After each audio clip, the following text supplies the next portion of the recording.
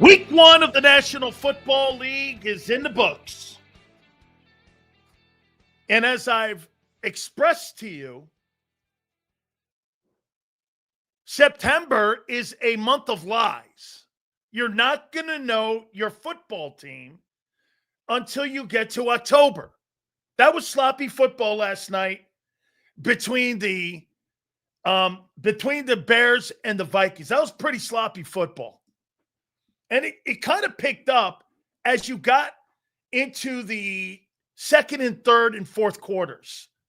But that was sloppy football. And you're going to get a ton of that because teams do not value these exhibition games. J.J. McCarthy, I thought, was pretty decent in the fourth quarter, and there was an intangible with the guy that I thought really showed in the fourth quarter. And he ended up pulling that out. And he ended up winning that football game, and he did what it took. He had a rushing touchdown. I think he had 2 TD passes in the ball game. And you know what? That's the biggest question mark with Minnesota. And remember what we said the entire offseason. We said that NFC North, I thought, was going to be a little bit turned on its ear. Remember I told you? And I've been saying it the entire time. We thought the Lions would take a step back because of the loss of coordinators and the 2 offensive linemen. They don't look the same. And we were right. They're not looking the same, at least in week 1. At least in week 1. We said they would take a step back. Now, the Packers added Micah Parsons. Does that now give them the ability to win the NFC North? Chicago didn't look that great last night. Okay? That is an absolute fucking lie. We said it the entire offseason. The Lions would take a step back. That's a lie. Anybody who's been listening to me the entire offseason, we said the Lions would take a step back. It's a fucking lie. Most people who come in, or not most, some who come in here make lies up. They will be ignored from now on. Okay? They will be ignored. Okay. So, let's go here. I thought Caleb Williams didn't look that hot. Now, let's get to what I also said. All the Glazers in here that were trying to tell me that the Philadelphia Eagle defense played great against the Cowboys. Funny. You see the game like a guy with a pad and pen in his hand. Pad and a pen in his hand. Vic Fangio and I see the game the same. Let's get to Vic and what he said. It's funny. The truth comes out, and you know who validates me? Vic Fangio, not you guys in here. 90% of you, you see the game through fraudulent eyes. You do. So let's get to what the coordinator had to say. Jaylen Carter needs to stop the bullshit. I'm putting the Big Sil spin on that. The guy needs to know his job's at hand and stop that other shit. He needs to stop that and take care of the task at hand. This is becoming repetitive. He needs to stop the bullshit. And he was asked about the run defense. We didn't stop the run at all. 99% of you in here thought your D tackles and Jordan Davis played well. The defensive coordinator of the football team told you we didn't stop the run very well. We didn't play the run defensively on the defensive line position very well. Every person, almost to a man and woman in here, were lying to yourselves. I knew that. I mean, I absolutely saw that. They didn't play. I came away going, they didn't play great against the run. Where did you see that? Get this. See that once again. Let's go one more time. RC3 goes, Davis was a beast. That's not what the defensive coordinator said. That's not what he said. Lie. If he lies about that, RC3 will lie about everything else. So put always that into context. The defensive coordinator said we couldn't stop the run. But there's people in here actually lying to you and telling you he was a beast. Funny, the coordinator didn't think that. All I saw on defense last week was Swiss cheese defense. It settled down in the second half. Andrew Makuba. Here's what the coordinator said about him. As I said in the postgame show, I thought he was okay. He goes like this. He was asked the question, how did Makuba play? He was okay.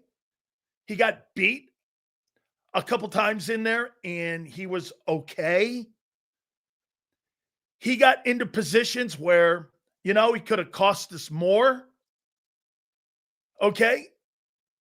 And, it was all right.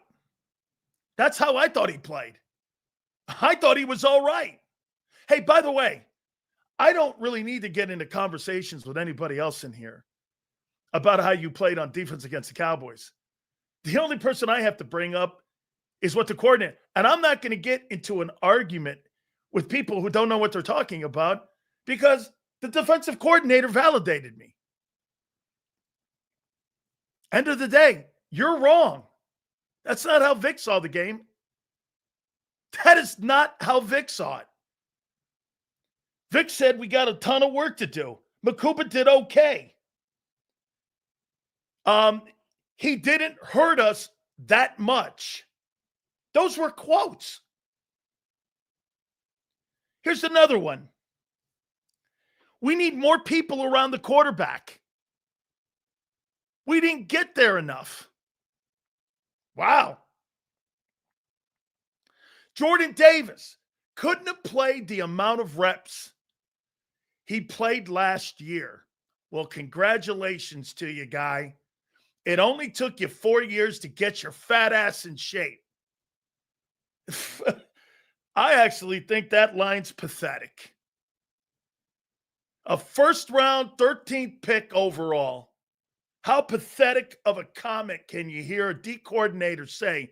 Your boss say, hey, well, it shows the kind of shape he's in now.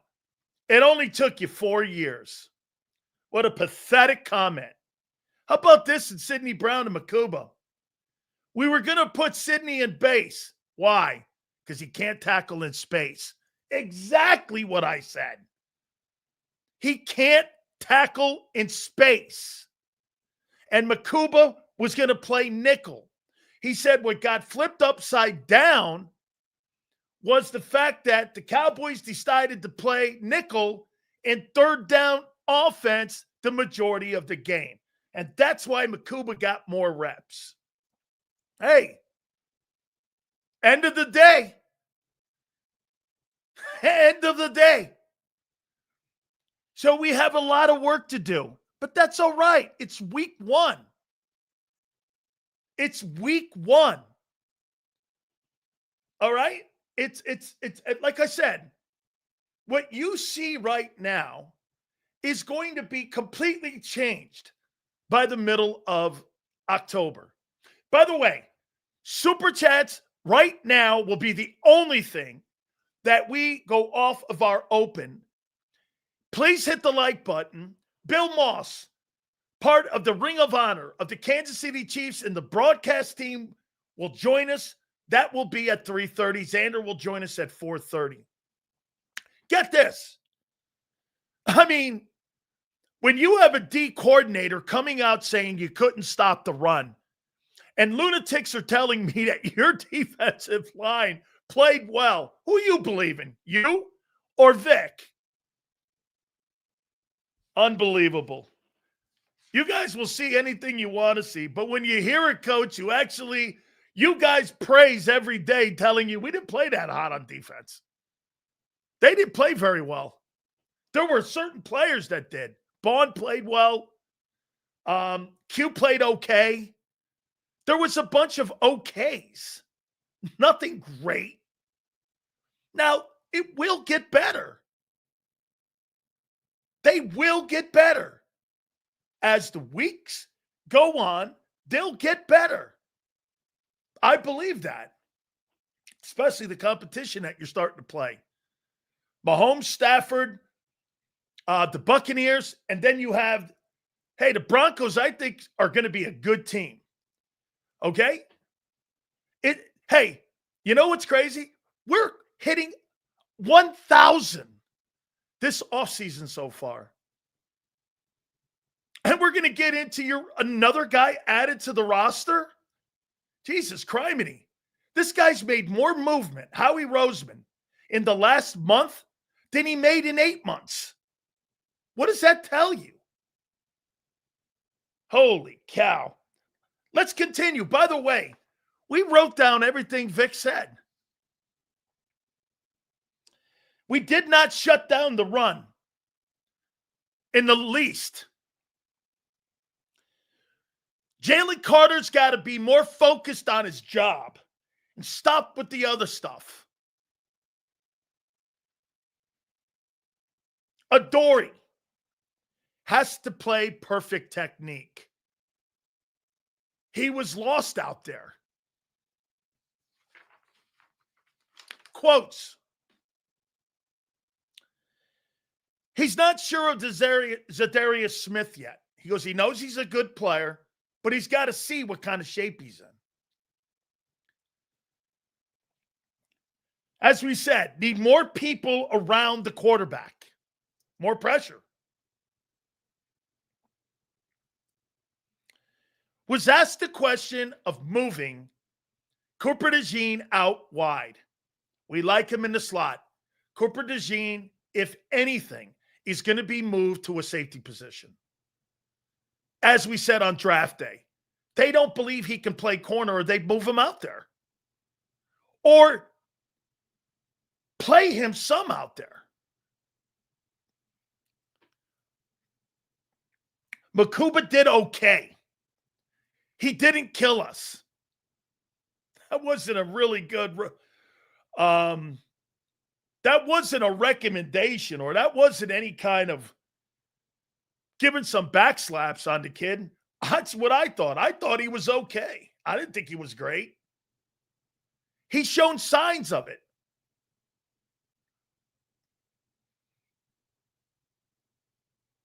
Sidney's going to be in base. Why? Because he can't tackle in space. I don't know what else to tell you guys. This is the shit that we said the entire offseason. You're not replacing those men. You haven't yet going into week 2.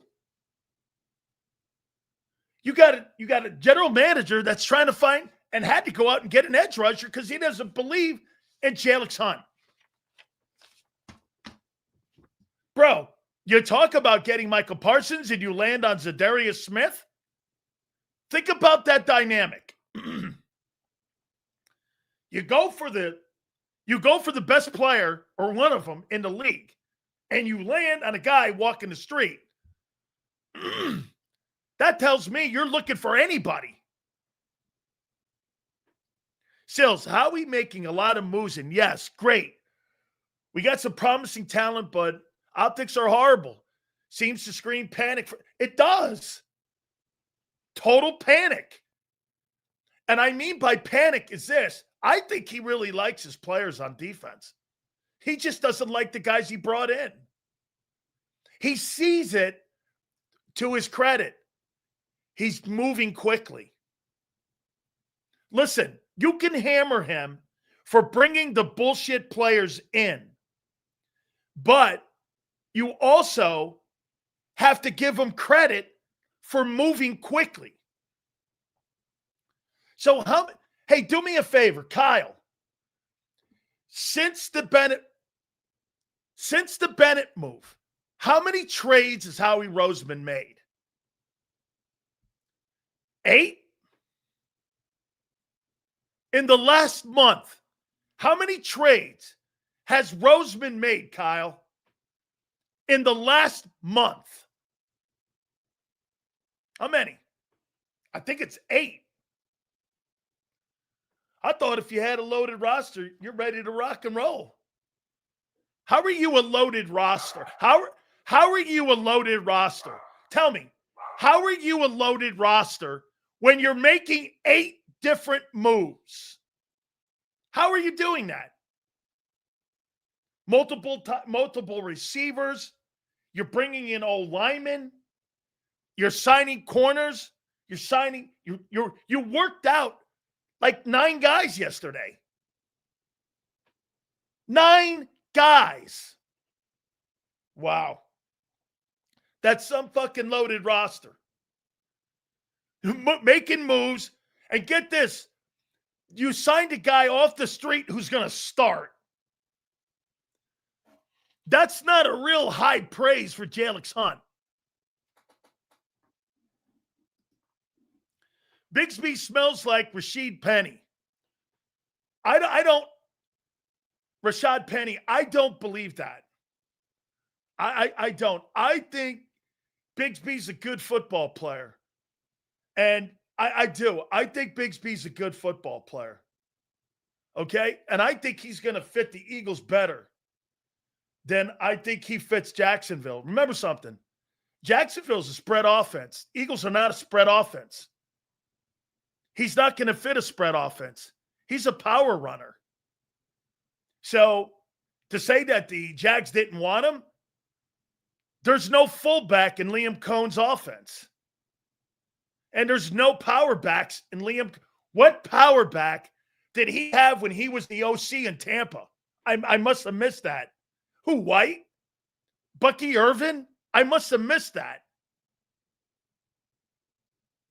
I mean, get this. Here, look at this. Guess what, Sills? If we're working out people, our roster isn't good. I don't want to hear Jalen has a super team. You are loaded on offense, bro. He is in a superstar offense. That quarterback is on a superstar offense. He's not a two-way player. I think there's really good players. Look, here are the keepers on defense. In my opinion, you don't have an edge rusher that I care that much about. I think you have a great defensive tackle. I think you have a really good linebacker. I think Cooper and Q. The rest of them, you can have them. You can have the rest of them. I don't really care. Any one of them. You can have the rest of them. It doesn't matter. And those other guys you weren't able to replace. You just have not replaced those men. Hit the like button, okay? So everything we said about Vic Fangio and Vic, how he saw that game, Vic saw it the same way we did. We saw it the same way that the coordinator. So I really don't care. If you don't want to believe me, at least believe your coordinator. Because Vic saw it the same way we did. Now, okay, I will say this. And if you guys are only, you see this dumbass? He doesn't listen. I said it's September. The team won't look the same in October. So this guy's only listening to 2% as usual on what I'm saying. That's what makes him a fucking fool. He doesn't hear the fact that's what I said. He doesn't care because all he does is just sit there and pretend he's watching something completely different than what Vic Fangio and I are watching. Hey, get this. Like I said, see this guy Nick here? Hey, Nick, I don't really care what you and M. Reyes say. I really don't. No bearing. Because the coordinator and I saw the game the same way. And if you don't want to believe it, That's a you thing, kid. Have a good day. I mean, have a good day, man. It is totally all good. Thank you, Vic. Appreciate you. Can't thank you enough, my friend. Sales, big cover the kickoffs is a replacement for Van Sumeren. What are you, a PR guy for the Eagles? It could be a post-contract backstop for Barkley. Tank can also cover for Dylan if the neck issue flares up. Yeah, all of that right. Hey, we're going to get to Barkley here. And we're also going to get to the general manager of the team. The offseason for the Eagles has been terrible. And what I mean by terrible is the guys he's not happy with. How in the world do you make all those moves and you are sitting there telling me that you're happy with what he did?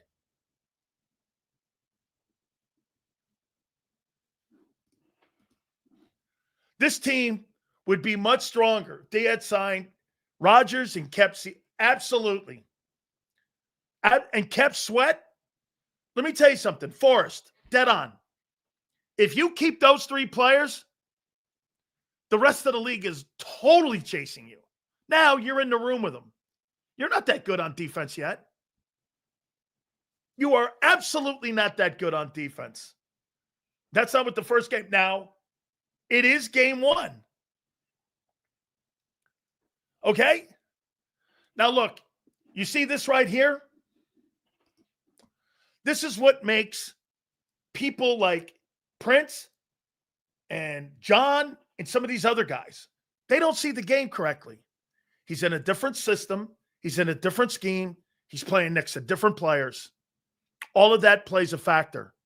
You guys come in here and tell me that Milton Williams and some of these other players benefit from having Jaylen Carter next to him.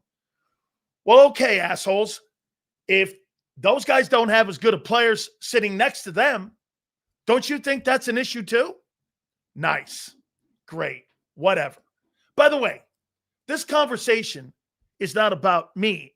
It's about where we are with the Eagles here. So try to stay focused. Thank you. Hit the like button, guys. Appreciate it. Thank you very much. The super chats go to the top. All good. So let's go here. So by the way, thank you, Vic Fangio. The Eagles have Barkley and are concerned with Barkley's health. Yes or no?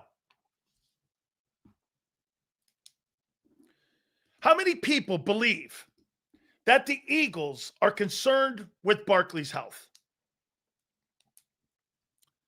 How many people? No?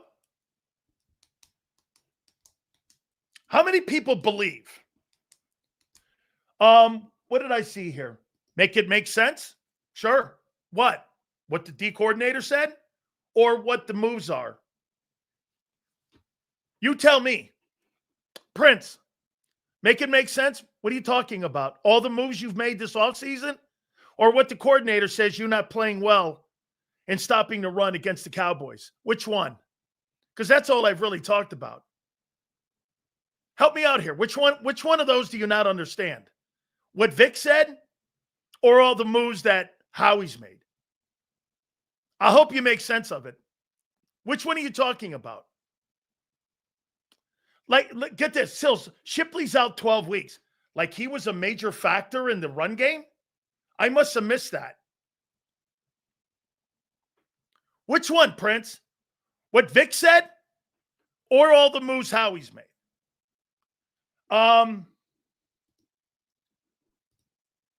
Since it wasn't a super chat, I thought you were only reading super. Okay, guys, how many people believe that the Eagles are concerned with the workload of Saquon Barkley? Yes or no?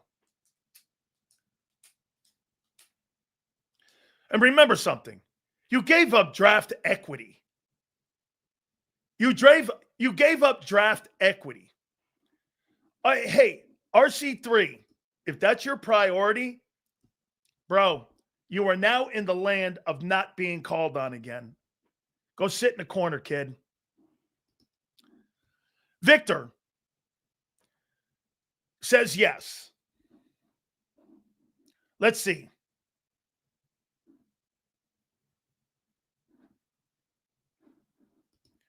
Sweat looked bad his first game without JC. Let's see here. How many people believe? Okay, so you made a trade. What did you give up for him? 2 draft picks? So for a guy that nobody wanted, you gave up 2 draft choices for him? Okay. Sound like Howie? Why did Howie just wait for him to get cut? If the Jags didn't want him, why didn't they wait for him to get cut? A 5 and a 6? Okay, well, Jason Kelce was one of those guys, right? Correct? They were one of those picks, right? So they put 2 draft picks on a guy, on Tank Bigsby, right? And the Jags didn't want him. They got 2 draft choices for him. I mean, they're not worried about, I think they're worried about Barkley's carries. So you brought a guy who had 800 yards in to be a punt returner? Why'd you sign Britton Covey then? Why do you have Covey on the team? Isn't he a punt returner? I'm trying to figure, hey, help me figure this out. Help me figure this out. Why in the world? Thank you, Pump. Appreciate it. Still, since these fruitcakes in the chat are grasping their pearls about Jay, hey, absolutely. I hope they suspend him for a game and watch these bums squeal like pigs. Hey, I think they're loading up on the running back position the same way they're loading up on the wide receiver position because they're afraid of injuries. Wide receivers were banged up all year last year. I believe are more concerned of having a decent. That's Eduardo. I'm with you. I think they're more concerned about having a more functional running back at 2. Well, Will Shipley was never going to be a functional 2. That's not going to be his role. This Bigsby is going to be your number 2 guy, and he's going to take some. Hey, let me ask you this. How many yards? Hey, Flexen, how many yards did Bigsby have a year ago in Jacksonville? Can somebody tell me how many yards he had a year ago? How many yards did he have? 766 yards. Okay. 766 yards. So I'll ask you this. Saquon Barkley was in New York with a shitty O-line, right? He was getting 900, 1,300 yards. And I'm not suggesting to you that Bigsby is as good as Saquon. That's not where I'm at. Let me ask you something. If you put Bigsby on this offensive line and Saquon has to miss time, SDD, Brian Pumper, have you ever been right? Without JC, we can't stop the run. Vic is right. I know. I know that. How many yards do you think that Tank Bigsby could get behind the Eagle O-line when healthy with Landon Dickerson? 1,200 yards? Put up the same kind of numbers that Miles Sanders did? Maybe put up the same kind of numbers that DeAndre Swift did? You think he's 1,100 yards at least? If that guy got almost 800 yards rushing in a shitty Jags offensive line, hold on. So you're just telling me he'd get 140 more yards if he had to beat a feature back? That's fucking ridiculous. Saquon had 1,200 more yards than he did the year before. You're telling me he can't get 400 more yards and be an 1,100-yard rusher? That's right, Flexen. He's an 1,100-yard rusher. You went to the Super Bowl, my point is, with an 1,100-yard rusher. That's what I think he's brought in for. In case Barkley goes down. Okay? I mean, Prince, think of it. You put that kid who had 800 yards behind that Eagle line, he gets you at least 1,100 yards. You got to the Super Bowl with a guy who got 1,200 yards. This is all, in my opinion, it covers two stones. The Shipley injury and potential disaster. You got a guy who can carry the ball. Look, I'm not telling you he's Saquon Barkley. I am not, but he's better than A.J. Dillon. I'm with you. Wait a minute. I heard John say it. I don't care about a guy on a team with shitty stats. I think that happens to affect the quarterback's conversation more than a running back. Because you're right.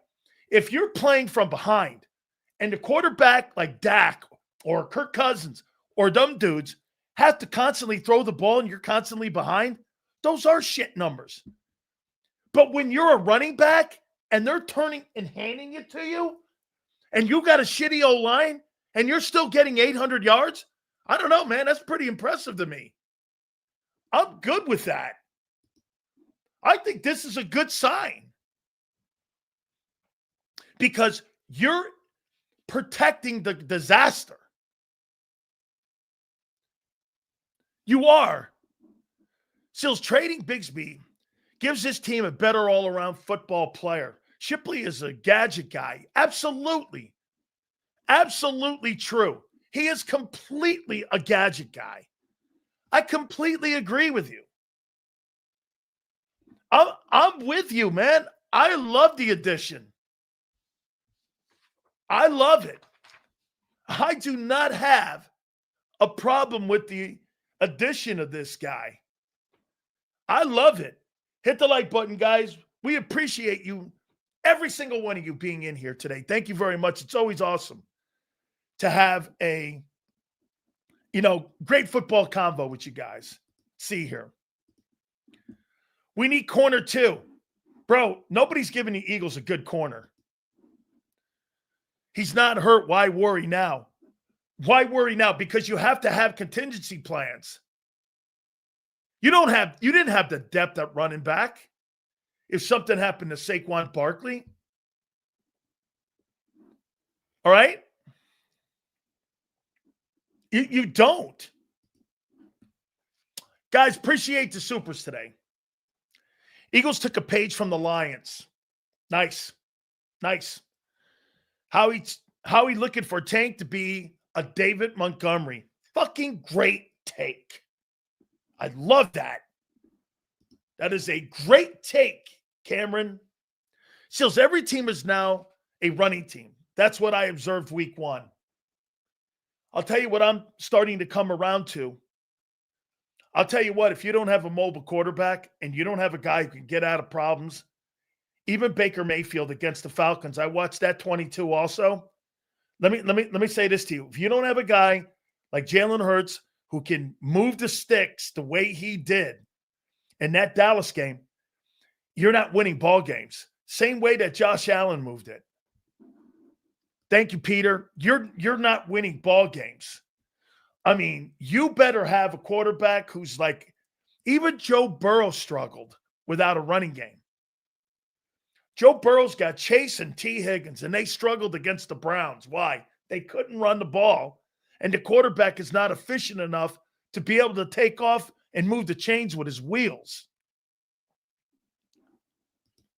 Here's Maxon.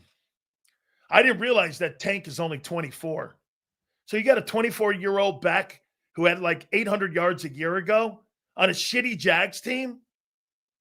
Dude, okay, I'll take him. No wonder he cost 2 draft picks. Hey, let me ask you this. Doesn't Howie like them 5 and 6s? It gives them, don't you think? How about this, guys? The one thing about those 5 and 6s, you're right, some of you in here. When you say this and you go like this, 5 and 6, they're late round picks. Well, doesn't he love to use those picks to give him some latitude to be able to move around and get players? Aren't those the picks he uses to improve the roster with? He doesn't use 1, 2s, and 3s to improve the roster during the midseason or up to the regular season. He uses 5s and 6s, doesn't he? So when you guys say those are nothing picks, you're wrong. He uses those picks to improve the roster. The 5s and 6s and the 4s, 4, 5, 6, and 7s, that's all he's been using, right? These last couple weeks. So they give him the latitude to move and help the roster get better. So when you say they're irrelevant, you're not looking at it correctly. Oh, it's only a 5 or a 6. Well, those 5 and 6s allow him to improve the roster because he's not using the 1, 2s, and 3s. You don't see that? I mean, you don't see that, right? Okay. That's why I'm here to help. It would be different if it was like 18 adding old to old. Smith, Epps are vet presences. I think we can use. We are so young on defense. Yes, you need some more veteran guys on that side of the ball. Might help that kid over there too, Jaylen Carter. And we're going to have a problem if we don't get another defensive end to help out our edges too. Much investment on the offense. That's a fair statement. That's a fair statement. By the way, those 5, 6, and 7s create your depth. Howie's moving around with 5, 6s, and 7s. And you guys are sitting there going, well, they're not really important picks. Well, that's how he's improving your roster. It's through those 5, 6s, and 7s. Howie thinks they're important. Sills, let's consider the Eagles reported offer to Dallas for Parsons. 2 2-1s, 3-5. Would you offer that to Jacksonville for no? That's Trayvon Walker. Or the Jets, Sauce Gardner, or New England's Gonzalez. No. Gonzalez is a good player. Trayvon Burks is a good player. It would be a modified. Remember, you got the money you got to pay for that kid too. When you're talking Trayvon Walker. Dude, Trayvon Walker is better than anything you have in your football team right now. And you guys were talking to me about wanting to pay Nolan Smith $25 million. Trayvon Walker is superior to Nolan Smith. He's a better football player. He'll be a better. They're the same age. They're the same age. He's a better ball player. And he was on the shitty Jags. Seal's thoughts on Daniel Jones doing well in Indy. Well, ask yourself this, Jason. Does it shock you? Saquon Barkley's doing great in Philadelphia. Daniel Jones doing great outside of New York. Does it shock you? No. Looks like everybody except Dory Jackson does well when they leave New York. All right, right? I mean, does it shock you? No, because that's the Shane Steichen type of quarterback. He's a dual threat guy that moves around, that can throw the football. Actually, and really, he's a cheap man's version of Jalen Hurts, Daniel Jones. He can run the ball with his legs. He can make completions. He's not as good as Jalen, but he's a cheap man version of Jalen, is he not? Throws the ball, runs the ball well. He's fast as shit. I mean, the guy runs a 4.5, and he can relatively throw. He's a cheap man's version of Jalen Hurts. So when you say, does it shock you? No.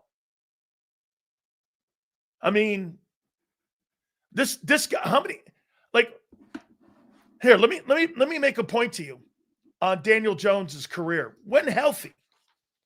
Okay? And to make that point even more so on why I say that about Daniel Jones. Okay, so let's take a look at Daniel Jones here. How many years has he been in the league now? So, 7 years he's been in the league. Okay, so here's a guy that has thrown for 3,200 yards. He hangs around in that room, 3,200 yards. He averages about 3,400. Jalen Hurts, 17 touchdowns, 18 touchdowns. That's what Hurts had a year ago. Hangs around that. He's not as good as Jalen. I'm not telling you that. Let's see how many rushing yards he gets. 700 yards, 300 yards, 500 yards. He played 10 games. He would have had another 500 the year before that. He would have had another. He got hurt. He would have had another 800 yards. His top year, he had 700 yards rushing and 7 touchdowns. He's a cheap man's version of Jalen. He's just not as good as Jalen. He's a great runner. And he's not quite as good. But he plays like Hurts. So, with Shane, does that shock me? No. He's a perfect fit in Indy. Hey, Sills, did you notice that the D-line jumped a bit before the ball was snapped? Not sure what you mean, Mad Bird. I watched that 22 for the Eagles too, and as Vic and I both saw, they didn't really do a great job stopping the run. They did not stop the run. Don't let some of the people in here fool you. They did not. They were not very good at stopping the run. Okay?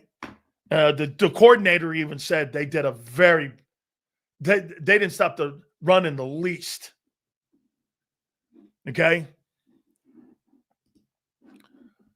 I could picture Jones falling on his face. Well, he didn't in week 1. Why do you think, who do you think is better, Coop or Jihad? Well, Cooper right now, Jihad's got incredible upside. Jihad Campbell has a chance to be the best defensive player on that defense. Better than Jaylen Carter. Now, will he fulfill that? He can drop, he can rush, and he can hit. All right? All things that will pay him enormous money. Now, will he fulfill that? I don't know. I think Coop's a really good ball player. I think Coop, he's not as good as Kyle Hamilton. He's not. He is a really good football player. Kyle Hamilton is the best in the game. Okay? Agree, Sills. He's a box safety, an A linebacker into one and off the field.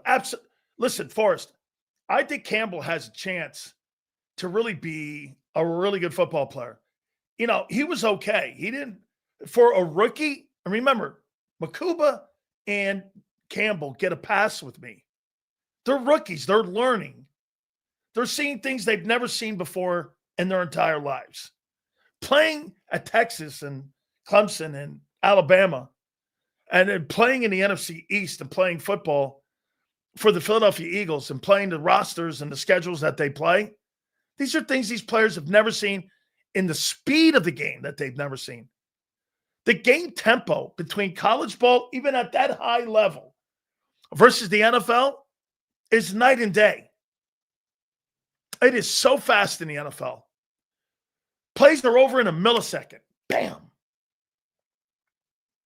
It's just, and it's tempo. Boom, boom, boom, boom. You look up, you get 5 minuses. It's just game tempo. Seals, consider the fact that Daniel Jones put up 3,200 yards with 0 offensive line. Hurts didn't get to $3,000 with a loaded roster.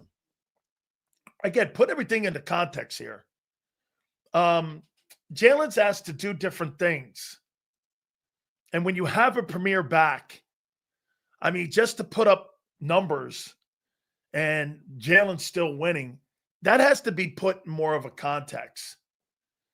Jones is going to put up 3,200 yards with a poor O-line and a poor defense and a poor offensive skill set position group. Hurts doesn't have to worry about that stuff. The one thing that Jalen Hurts has been given by the Philadelphia Eagles, because the way they construct the team, he's not obligated for numbers. Jalen Hurts is not obligated to any number at any game. You have to throw for this. I think Josh Allen has to be obligated to certain numbers. He has to get over 70 yards rushing. He has to get over 250 yards in passing. Burrow, too. All those guys are obligated to have to hit a number, or their team doesn't have a chance to win. Hurts doesn't have that obligation. Whatever the team that they're on the other side has to do is completely different than the Eagles. Plus, the Philadelphia Eagles dictate tempo. We're going to run the ball, and I don't believe you can stop us. Until somebody's – now, I will say this. The last two games, the Eagle run game has been stymied. The Super Bowl and the Cowboys, they did a nice job stopping Barkley. They did. I thought Barkley looked a little slow in that Cowboy game. Now, Landon Dickerson not being there and Becton not being there. Let me ask you something. How about this, guys? Do you think Barkley looked explosive without Becton and Landon? Do you think he looked explosive? Like he did at the middle of the year a year ago? I don't think he did. Do you? I don't think he looked explosive. Now, it's week 1. So let's hang in there. You need 3 games before you start making a comment on anything else. But that move that they made, getting that running back, in my opinion, it's kind of like, hey, he's here because of Shipley, but I'm going to give you a 5 and a 6 because we may need. Hey, and for the record, let me ask you something. Let's say this. God forbid. Let's knock on wood here. Barkley were to get hurt against the Chiefs. Who are you trading for? After Barkley gets hurt, aren't you going to be in a position where you're going to be in a desperate position and you call up for a running back? Wouldn't that organization then hold you hostage if you're behind the sticks and not preparing your offensive team in case something goes sideways? Why in the world would you make a move after the fact when it would cost you more? Why not address it now where it would cost you less? Okay, you see Prince here? That would cost you a 3, maybe a 2 if you lost Barkley. If you address it now and you have him, a guy who gained almost 800 yards in a shitty team, it's only going to cost me a 5 and a 6. And you're kind of addressing your punt return or your kick return until Shipley comes back, right? Because if Barkley goes down for 2-3 weeks, you're going to have to go out in the open market and use a 2 or 3 to get it back. Right now, you used a 5 and 6. I think it is genius. I think that's a genius move. You know, I'm going to kill 2 birds with 1 stone. I'm going to address it with Shipley. John's not wrong, but in the other aspect, I can also keep an eye on them carries for Barkley. And keep an eye on that. Put his ass out there for a couple runs. He's pretty damn good when he runs. If you saw him, he could run the ball, that kid. And you didn't have to pay a ton for him. Prince, anybody that says that the Jags didn't want him, I don't know. I'll take him. I thought he's a good player. I think he's a good football player. I think he's better than A.J. Dillon. Dillon's a good player. I'm not throwing shade on him. I agree with you, Andres. I think he's an explosive player. I don't think that's a bad move. Sills, this team is top heavy in talent. The Bigsby move balances out the talent pool in the running back room. We're a run first team, so this was a great. I think. How about this?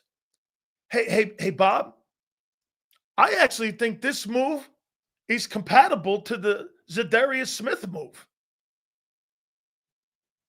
I think that these two moves right here, you ensure the health of your running back room with this move. You're built on running the ball. Why not improve that? Right? Improve the part of your team that is the strength of your team, running the ball. I think this move, I like this move almost more than the Smith move. Look at Texas Boy. Texas Boy will tell you that the Tate Bigsby move is bad, but guess what? He'll try to fucking tell you that the Ezekiel Elliott move a year ago, by bringing that no talented relic of Zeke Elliott back instead of signing Derrick Henry or Saquon Barkley is a trash move, and their move is great. Hey, great job, man. The relic worked, didn't it? Holy shit, guy. This guy brings a relic back in Trash Can Elliott, and they bring in a guy who's got eight. Get this. This guy, Tank, will probably have more rushing yards than any running back in Dallas who starts. And this guy will be like the second or third team running back. Holy shit. Bro, you haven't had a running back in 4 years that was worth a shit in Dallas. That includes Pollard. Oh, Tony Pollard. Tony Pollard is like a blown-up version of Will Shipley. Dude, you haven't had a running back in that place, honestly, since Zeke Elliott in his first 4 years. Holy cow, you're delusional, guy.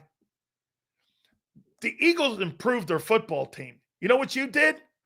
You're going around telling people that you improved your team with Kenny Clark. You have no respectability in here. You improved your room. Hey, we got better getting rid of Micah and making the Packers a top 4 team in the NFC. But we got better. What? With Kenny Clark, a 32-year-old D tackle who was on a team a year ago who was 26th in run defense. Oh, okay.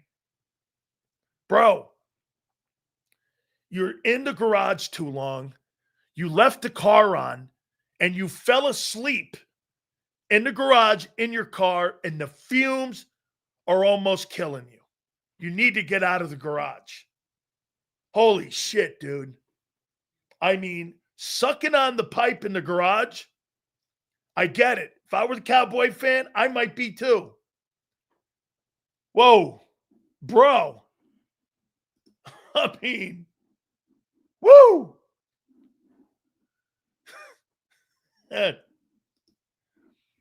Seals, remember when Zeke was under center in the Niner game? He got ran over. Seals, did you hear Jerry on the radio this morning talking about the game? I'm sure he made it sound like they were phenomenal. By the way, I thought the Dallas Cowboys played well. That was the best I've seen the Cowboys play in a couple of years. Absolutely. Yes, sir. By the way, our top 10 NFL teams, first week of it, and our top 10 NFL quarterbacks are this week. Why don't they use Jaylen under center more often? I think it's a comfort zone. Sills, you got to chill. He might suffer from depression. You can't say that. Oh, well, if you're a Cowboy fan, you do suffer from it. Hey, Prince, you got to remember something. If you are a Cowboy fan, you do suffer from depression. I mean, you do. Any guy that's a Cowboy fan suffers from depression. Gee, it's only been 30 years. I've been depressed. Why? Well, your team has blown for 30 years. I mean, I don't know what else to say. Hurts refers gun, shotgun, to see over the great old line or the giant old line. Hurts is short. I don't know. I think he's been doing that since college. 30 years of agony. You know what being a Cowboy fan's like? Being married to a chick you hate for 30 years. Ugh, I got to get up. I got to eat dinner with her. I got to go to the bathroom and see her face. Hey, I'd be miserable too. If I was married to somebody for 30 years I hated, I would be the same way. It's the Cowboys. They're playing the Eagles again. Hey, we get knocked out of the opening round of the playoffs. Hey, what about you? I got to see that girl again? Yeah. Holy cow. Hey, being a Cowboy fan, man, I mean it. Woof. It's like being married to an ugly chick.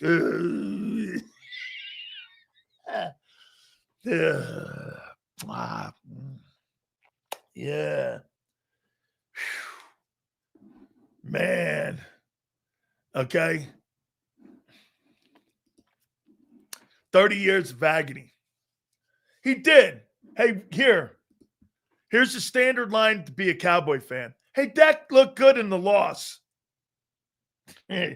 Okay. Hey, Prince. Dak looked good in the loss. I don't know. Sure. That sounds normal. Hey, the Cowboys look better in the loss. Okay. Hey, Dak and CD. Well, CD didn't look good at all in that game. Hey, the Cowboys look good. You see them? They only got beat by 3. Oh, okay. He sure is back. Dak is back to 7-10. The Cowboys are back. You could stick 4 quarters in that gap, Sileo. Hey, guess what? It'd be nice if you could play 4 quarters, but you play like half a quarter. All right? How you doing, Texas boy? How you doing, boy? Hey, right over here and over yonder here. By the way, my wife's a Texas gal. How you doing?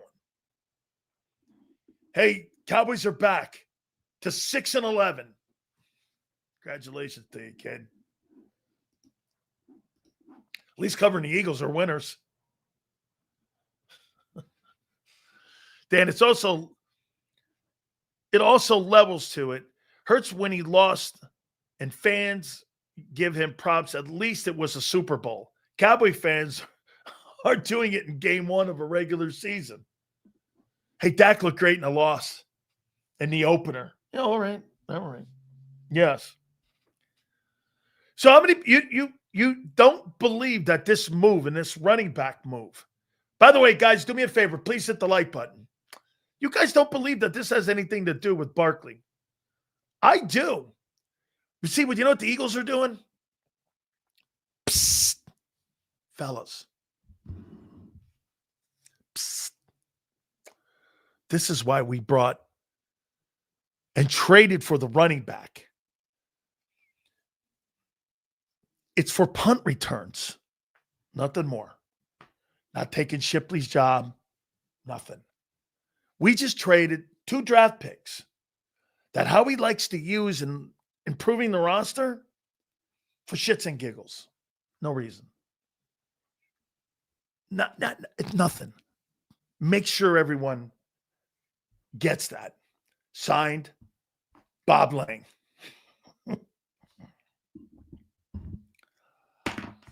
Shipley, wow. Whew. What a major part of the offense. I mean, whoa. I mean, you talk about him and wide receiver 3, shit. Those guys are major components. I mean it. Boy, you guys aren't winning a Super Bowl without Will Shipley. If Will's not on your team, it hurts your chances of winning the Super Bowl. Wow. Man. Yeah, he's the top running back. Yeah, right. So am I. Yeah, so am I. It's Tank's job. Tank's been good since Auburn. Yeah, I liked him at Auburn. Absolutely. I saw Xander's show yesterday. Xander makes a great point about PGH receiver depth chart. Would you trade them a receiver to get Slay back?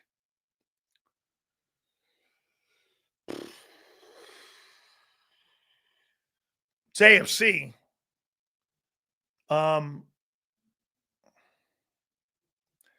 They're not paying $10 million. If it's a trade, Pittsburgh gave him $10 million. You cut Slay because of money, not because you didn't want to bring him back. Get this. M. Reyes goes, fuck no. So he'd rather still have Jacorian Bennett and Adoree Jackson and his superstar friend Keely Ringo out there. Fuck no. I'd rather play our bums. Okay. At least he's got a point. They're cheaper. Hey, to M. Reyes' point, hey, guys, get this. He's still better than anything you have. He's the liability. Get this, folks. I want you to read that. He's old and he's a liability. I don't know about you, but I saw Adoree Jackson and I saw the people that you had at corner. They were liabilities too. You're making it. So the only reason that you wouldn't bring Slay back is over money. Slay, a 60% Slay is better than anything you have. No, I'd rather play my bums than him. That's football 101 right there with M. Reyes. No, I'd rather play my bums. And his bums are 5 times less a Slay. But he'd rather take. Yeah, okay. He'd rather get this. So here's another jackass. I like my bums. So he thinks Keely Ringo and Adoree Jackson, he'll take them over Slay. Makes sense. Sills, Adoree and Bennett won't taking on CD every week. And with Carter back, Za'Darius coming in the pass rush will help as well. Bro, Adoree Jackson and Bennett, you're telling me getting spun around the way they got spun around is because of Carter? CeeDee Lamb was running routes around him. And he looked awful. Do you hear Vic in the press conference?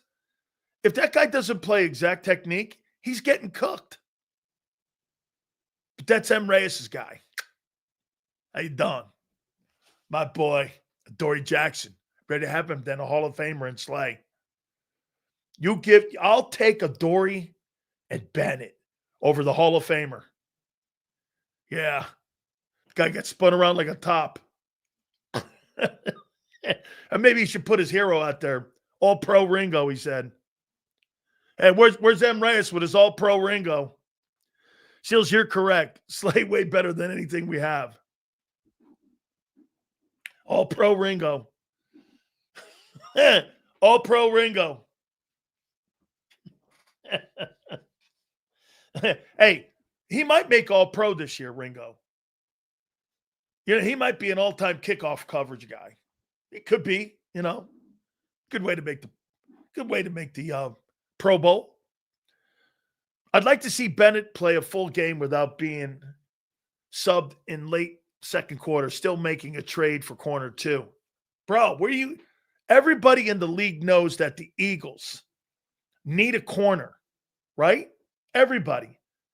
That's going to cost you a 2 and a 3. Howie's not going to give that up. He's not.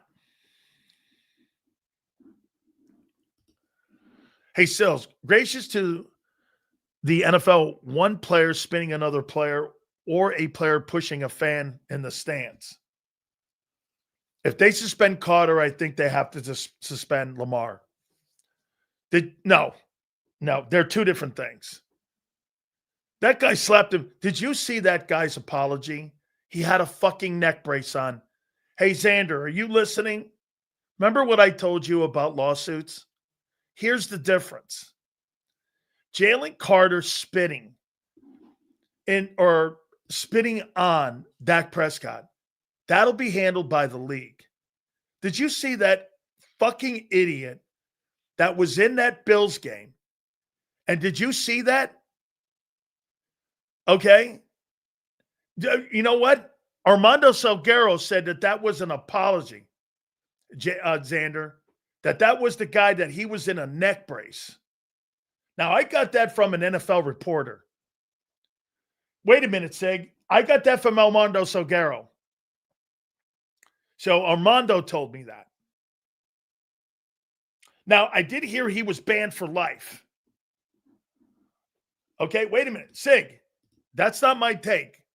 An NFL Hall of Fame reporter told me that this morning on my morning show in Tampa, that was that guy with an apology. I hadn't seen it yet. So if it's coming out later, I go with what you guys are saying. But Armando told me that. So I haven't seen it yet. He's wrong? Okay, Sig. Xander said it too, that he's wrong. So Armando's wrong on that. Still, Slay could, I haven't seen it.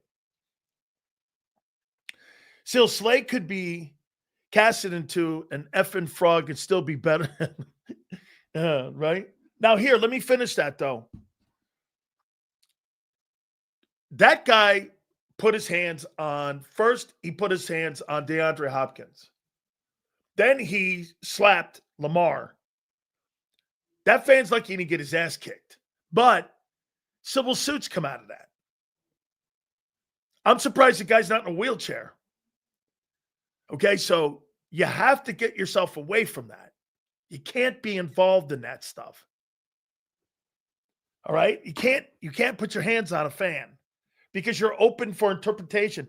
And with all these liberal judges we have in the country today, they're going to side on the side of the fan. They're not going to side on the side of the player. And you're going to lose money. Then you're going to lose face, and you don't want to do that. The stuff with Carter, I think Carter being thrown out of the game and missing that football game, I think they're going to come down on him with a huge fine. You're going to see like $150,000 to $200,000. Because let me tell you what they do. They sent, according to what people were telling me this morning, Troy Vincent sent a video around about conduct of players, and there was no tolerance. Every single team got one. We don't want this. We don't want that. There was spitting. There was all of that on this video. None of this will be tolerated.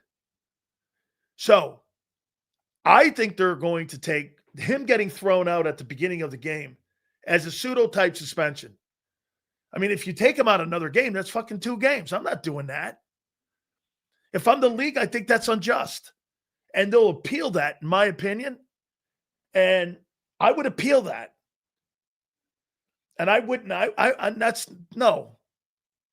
think that's excessive. They sat him. Now, here's the problem that you're getting. Here's the problem. I get it, Prince. Here's the problem that you're going to get, though. This guy's a repeat. No, he's not. He hasn't. The league has not come down on him in any way yet. Okay? But there's precedent. The Georgia stuff, the like he was at a convenience store thing, the sideline stuff. I don't know if that's enough to make a case. Sounds circumstantial to me, except the Georgia thing. Okay? Hey, Xander, did I get Kyle's last super if I can? So I get it. You can't have that because it's becoming an issue now with him each and every single year with some type of behavior. Can we find someone better other than, oh, yeah, I heard it yesterday with Angelo,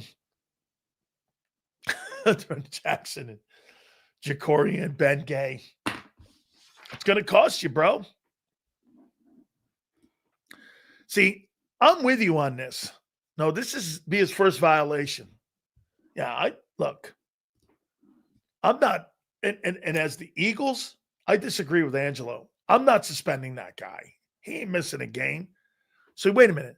You mean to tell me I'm going to self-sabotage my football team that I could potentially lose a game to Kansas City in Kansas City because I want to make some sort of stupid point? That's not going to work for me. I didn't say Dak Prescott $200K for spitting. I said Jaylen Carter. Sills, as bad, stupid as Carter was, Lamar pushing a fan is 100 times worse. Also, when the visiting team runs up on the rail after a TD, they're asking for stupid fans to do stupid things. Well, just because you buy a ticket, Bob, doesn't give you the right to be an asshole. Okay? That doesn't give you a right to slap people around like that. No way. I'm not saying you retaliate and punch somebody in the face. Okay? Seals Carter's going to have to lock in because opponents are going to try to bait him. That's exactly what Vic Fangio said today. He's got to worry about his job and not that other bullshit. The way I heard it today, Vic Fangio thinks he's a very immature person. Vic didn't give a lot of good kudos today to anybody, really. I got the super chat, dude. I just read it. I'm not saying anything negative to you, Kyle. I appreciate you, bro. You know that. We read it. Seals, I agree. The fans should be bounced, but it was avoidable. Yeah, well, that's easy to say when you're not in the moment and those players are in the moment. I'm not justifying it. The Saints incident, if there's one, I promise we'll read it. They both are in the wrong between Jackson and the fan, just like both Dak and Carter. I don't think Dak was in the wrong. I think Dak knew he was going to bait a highly strung player, and he did. But here's the thing you got with Dak. Dak's got no record of being a liar. It's funny. Everybody in Philly doesn't believe Dak, but they believe that Carter's sorry. Really? I don't. I believe Dak more than I believe Carter. You know why? Dak doesn't have repeating incidents. He does.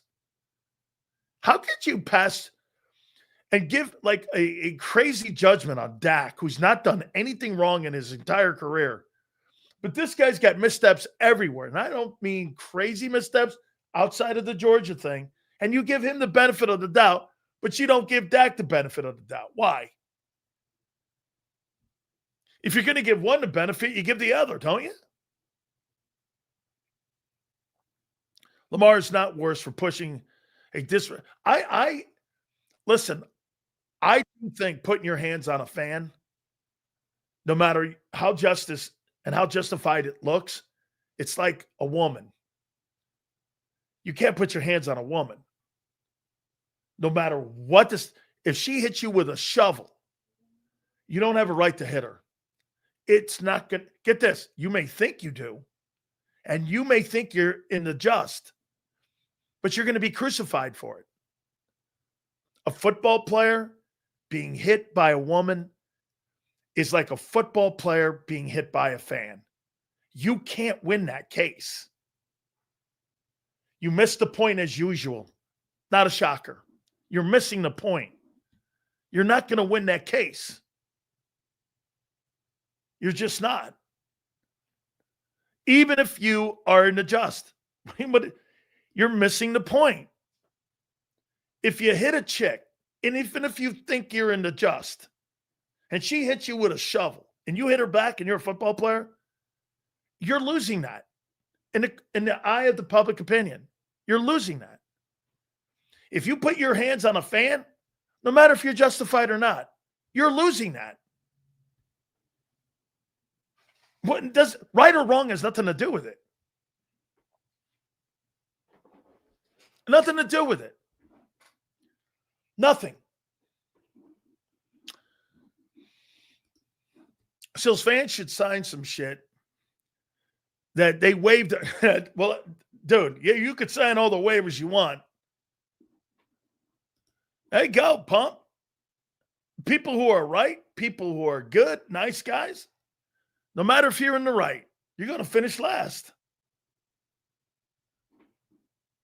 Okay? I thought they would do it today, but they'll probably do it either Wednesday or Thursday. I thought we'd get some news by now about it. I mean, how do you leave the Eagles out on a limb like this, not knowing, oh, wait a minute, what's tomorrow? Today's Tuesdays, right? That's Players' Day off. They'll be there tomorrow because they get their game plans tomorrow for the Chiefs game. So tomorrow's Wednesday. You're off. You got Players' Day off on Tuesdays, and then you are back to work and you get your game plan. So tomorrow they'll do it. So before they get on the field, they'll know the situation with Jaylen Carter. Can't give Dak the benefit of the doubt since the video came out. I don't think he did anything. I don't think Dak Prescott did one thing wrong. I don't think he did one thing wrong. He didn't spit at him. He was walking towards him, and he saw Carter, and as soon as it went, you saw Carter stop. And by the way, what the fuck was Carter doing over in the Cowboy huddle? What was he doing over there? He started that shit. Go back over to the other line of scrimmage. Worry about your team. He was giving Tyler Booker bullshit because Booker had been talking shit to him. What are you doing over there? You started that whole thing by talking shit to Tyler Booker. Go look at the video. His team was over there on the other side of the ball, and Carter was walking over towards the Cowboy line of scrimmage. Facts. That was all on Carter talking shit to Tyler Booker. Sills, what do you say about the Cowboys lineman not doing anything when he saw Carter spit? Well, when the O-line saw that he did it in front of the ref, the offensive lineman knew he was going to get probably a 15-yard penalty. I didn't think they throw him out. I thought he'd get a warning for that. Okay? Dude, he was over in the Cowboy fucking huddle. What are you going to do? Just go over to your huddle.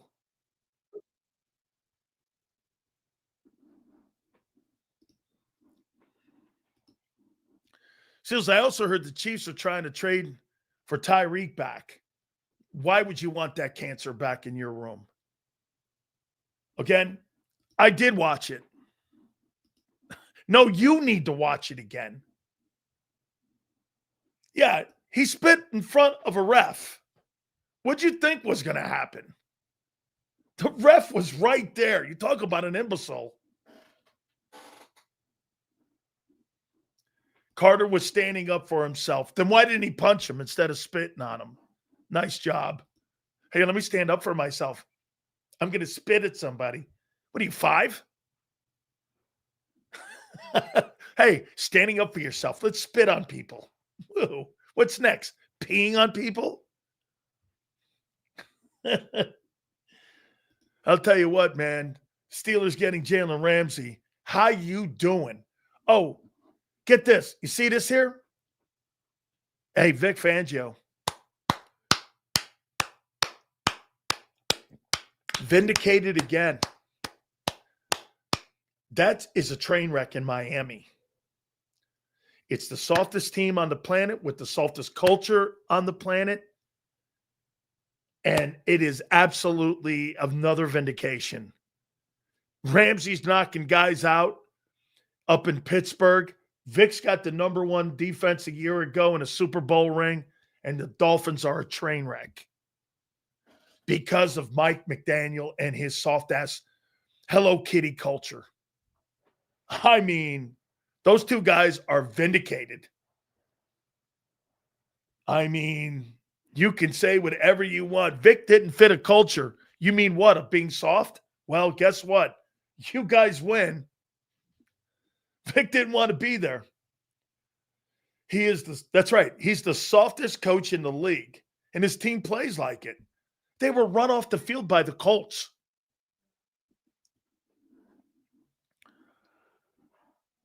Let's see here. What did I see? Still says USF, a fluke. I don't think so. I don't think so. I think that game this weekend is going to be a pretty tough game for the Hurricanes. They got them down at Hard Rock. I think they're for real. I mean, they just beat Boise. They went up to Florida, and I don't think Florida's all that hot. But, bro, cut it out. He felt disrespected. He did initiate the spit. That was Dak. Yeah, whatever, dude. You can see whatever the way you want to see it, Eagle Guy. I don't see it that way. So let's explain this. Dak was baiting JC, right? No, I don't see it that way. JC took the bait. No, I didn't see it that way. That guy takes the bait on everything. Well, no, I disagree with this. Relax. We see it differently. You're not changing my opinion. And by the way, so what the guy spit? What do you give a shit? Go back to your huddle. You got a football game to play. Like Vic said today, you got to worry about your job, dude. Go do your job. Oh, go do your job. Don't worry about this other stupid stuff. His D coordinator called him out today. Don't worry about that stuff. Did you not hear the coordinator, his boss, tell him to knock the shit off in the nice way? You guys can make all the excuses that you want. Vic told him to go to work. Do your job.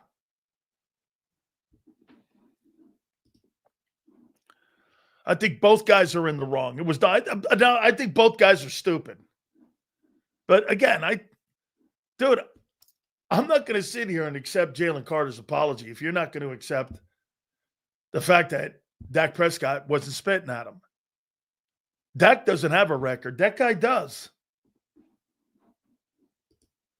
And it's only going to get worse. He's getting a Dominican Sue type reputation. And if you agree or disagree, I'm not debating that. I'm not making excuses for Dak. I watched the video. I saw the same thing. I didn't see that. You want to see it that way. Okay. Hey, everybody looks at a picture and interprets it a different way. Every book people read, they interpret it a different way. More power to you. I mean it.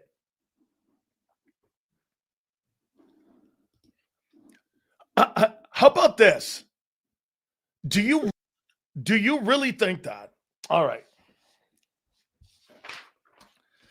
Hey, man, I'll tell you what. I am so proud of Bill Moss and him being now a Hall of Famer with the Kansas City Chiefs. That's quite an organization. You know, years ago, I had a guy tell me a story. Andy Robustelli told me a story about Lamar Hunt and how he founded the Kansas City Chiefs. From what I understand, Lamar Hunt first was trying to buy the St. Louis Cardinals, and he couldn't buy the Cardinals. They were trying to buy a football team, the Hunt family. Hunt family's based in Fort Worth. I've met them, actually. And if I'm not mistaken, the Chiefs were first in Dallas, and then they moved to KC.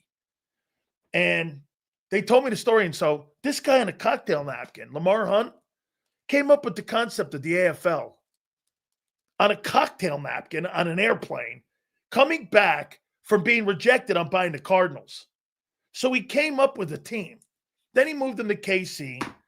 And the Chiefs have been one of the gold standard teams when it comes to the old AFL plus the new NFL. I mean, constant winning, and they've got a boatload of phenomenal football players that have gone through the ropes. And Bill Moss is now part of that history, the former Rookie of the Year and an ambassador for the team as well, an all-pro there with the Chiefs. Does so much work with the broadcasting also there with the Chiefs. Former Pitt Panther All-American and our friend, and one of my guys that I looked up to when I was a kid growing up is my friend Bill Moss. How you doing, brother? Sills, how we doing, pal? How you feeling, man? It's coming full circle for you now, isn't it? Yeah, it feels pretty good, actually. It makes all those aches and pains and go away, man. When I wake up in the morning, it's not quite as bad when you got that feeling about being in the Ring of Honor. Bill, when you first heard that, I mean, we're not talking about the Carolina Panthers, no diss on them. But when you're talking about the Kansas City Chiefs, I mean, you're going in with some of the greatest players that have ever played. Buck Buchanan, all them guys that have played there. I mean, go down the list. Brown and Len Dawson and all these guys, Derek Thomas. What's that mean to you, man, going into a place, into a Ring of Honor like that with the Chiefs? You know, when I played in that stadium from the time I was a rookie, that I look up at those names all the time. And all except for Mac Lee Hill, I actually met every single one of those guys. They didn't get here till 1965. And from Dallas, you're correct. It was the Dallas Texans, and they moved up here. So it wasn't really that long when I get there in 84. So I got an opportunity to meet those guys, become friends with those guys, work with those guys like Lenny Dawson. So that makes it really special. I know all those guys that are up there and the big part of the history of that organization. And it's a storied franchise. The founder of the AFL that made this whole thing go, knowing him and when he was in his 50s, when I got there, and that story and the cocktail napkin thing. Those cocktail napkins are in the stadium. They're framed. That's crazy great. Yeah, and trust me, it was economy plus in the back row. In the back row. I mean, that's just who Lamar was. But what a story of where this team is at now, where they were, where they went, what they've been through, and then along those years, all the players that passed through. So yeah, it's really quite an honor. How much does that Super Bowl loss 9 months ago still sting with the organization heading into the 2025? Again, bump start a little bit there against the Chargers. I thought Herbert played his ass off in that game. I'll get to that in a minute, but how much does that loss still hurt the Kansas City Chiefs to the Eagles? They really wanted that three-peat. It was there. And it was just they ran into a buzzsaw. And, you can be as good as you want to be and play in this league, but if you compete in sports, sometimes that happens. Sometimes you get your butt kicked. And there's no beating around the bush. That's what happened. They got him this week. Maybe they were looking ahead last week. I'm not sure what happened down in Brazil. But it's kind of like if that check engine light goes on, you better pay attention to it, right?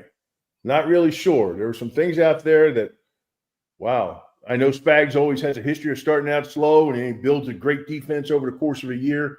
He's got some new guys back there working with him. He's trying to find what they can do, what they're good at. It's going to be interesting to watch, though. How about this, Bill? What were you more concerned about, the offensive output against the Chargers or the defensive play in Brazil? Were you more concerned? Which side of the ball? No, look, everybody talked about the offensive line all through training camp, but to me, what I saw through the course of last year and then through the offseason was the lack of a pass rush and the new guys and where they're going to fit in the secondary. You lose a Jay Reed, you lose a Jarius Sneed. You lose. I mean, those are key guys. And then who'd you replace them with? Who do you have? And I think a little bit of that showed up down in Brazil. Yeah, it sure did. I mean, tell me the offseason that you think you had. And Bill, correct me if I'm wrong. I looked at Kansas City and I'm like, where did they get better? Where did they get better on offense? I mean, I get Rashid Rice is suspended. I understand that. But then I'm like, okay, Worthy gets hurt. I saw when Kelsey ran into him, so I don't know how long he's going to be out. Kelsey looked old in that ball game. I mean, Bill, you go so long. And as you know, listen, when you play that deep and you put that many years of 5 years, they're going deep into the playoffs. They just looked tired, not only in that Super Bowl, but I thought they looked a little tired in that game against the Chargers. Am I off base with that? It just, they never looked like they were in sequence, or they never looked like they had rhythm or momentum going in any way. Yeah, I think Xavier Worthy getting hurt on the first or second play of the game kind of threw a loop in him. I can tell you this, Sills.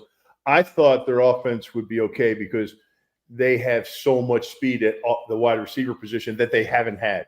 They haven't had since Tyreek Hill left, and they haven't had them healthy all combined. You know, the three guys together. So if you get Xavier Worthy out there, you get Hollywood Brown, and who just got suspended there? Rashid Rice. Yeah. If you all three of those guys together, you're talking 4-1, 4-2s down the field. That just blows the top off the defense. There is no answer for that, and we haven't had the ability to get those three guys out on the field together. Last year, not yet this year. I think that's the hope. But if that does happen, I think you're going to see some of the fireworks that you saw in Patrick's first and second year. As far as Kelsey goes, that'll certainly help on the underneath stuff if those three guys are taking everybody downfield. Yeah. So I think that I'm hoping anyhow that it just the Worthy went down early. They weren't sure what to do. There was a little bit of scrambling around. But I can tell you this: the one guy that didn't look old is Patrick Mahomes. No way. He looked great. Dude, I mean, horizontal 40-yard throws on the money. I mean, that's just freak ability, but it's more important. It's a guy that just has a burning desire. He's not going to quit. So I think a few positions could use a little bit more of that in them. Bill, do you think there's more of an emphasis this year on getting the ball deep? It just seemed in that game against the Chargers that, a lot more checkdowns a couple years previous. I mean, last year and the year before, I thought maybe a little more underneath stuff, but it looks more like you guys are trying to get the plus 25 explosion plays. Does that look like it's more of an emphasis this year? It definitely was. I think it's something they talked about all offseason. And, look, when you've got to manage the salary cap and a lot of high-priced players, right? I mean, you got Creed Humphrey, Trey Smith, you got Chris Jones, you got George Karlaftis, you've got there's a plethora of guys. And when you're trying to manage that, you can't address everything. Running back, for instance, right? I mean, what do you got? You got what you got. So tight end, well, maybe a little long in the tooth, but still we can make plays there. Noah Gray can make plays. Jared Wiley can make plays. So how do you make that happen? Well, if you start stretching the field, all of a sudden those things open up. You don't need a Derrick Henry back there because that thing will just open up for those guys, and they'll look like Derrick Henry, but they're doing it by schematics and not line up and just pound you.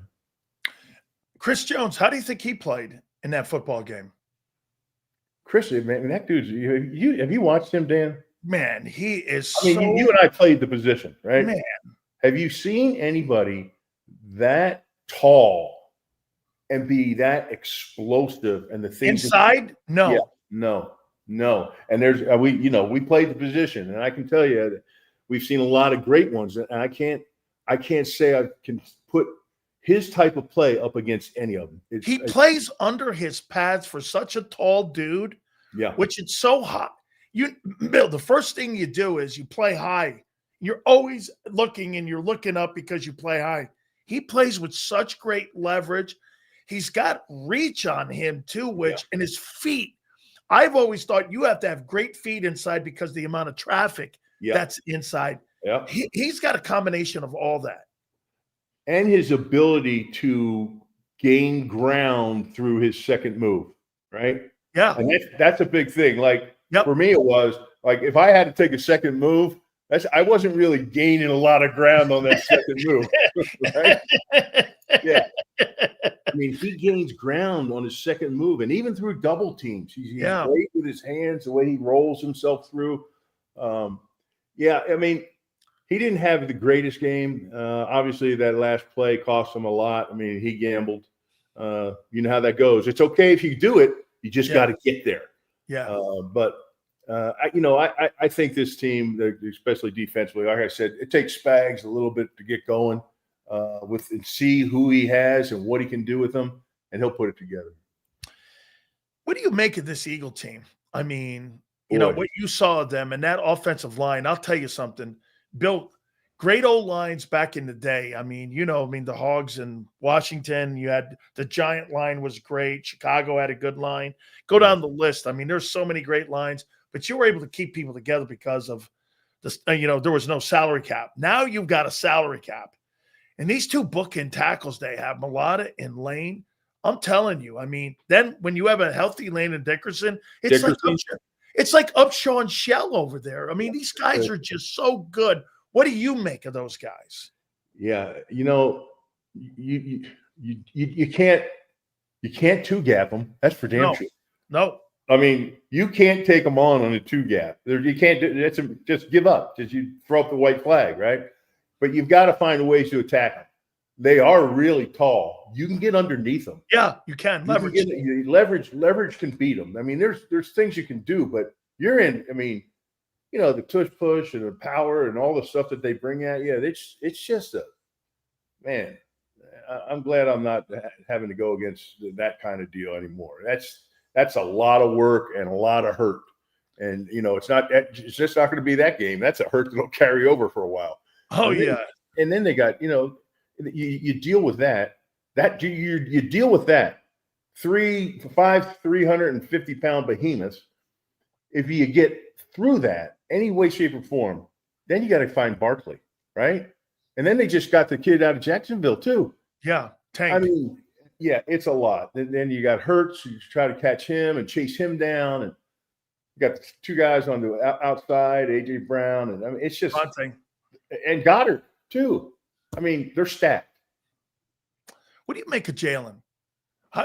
When you see him, Bill, I mean, there's such a different swing in how people look at him. Like Mahomes is the gold standard. That's the gold standard. Every list, I find these lists funny. I go, if you don't have Patrick Mahomes number one on that list, you don't really know what the quarterback position looks like. I get the guy in Buffalo. You should just take the 17 off and put a Superman, red, white, and blue. You should just put the Superman on him because he's that guy. But what do you think of Jalen Hurts as a quarterback? Every time I see him play, I gain more respect for him.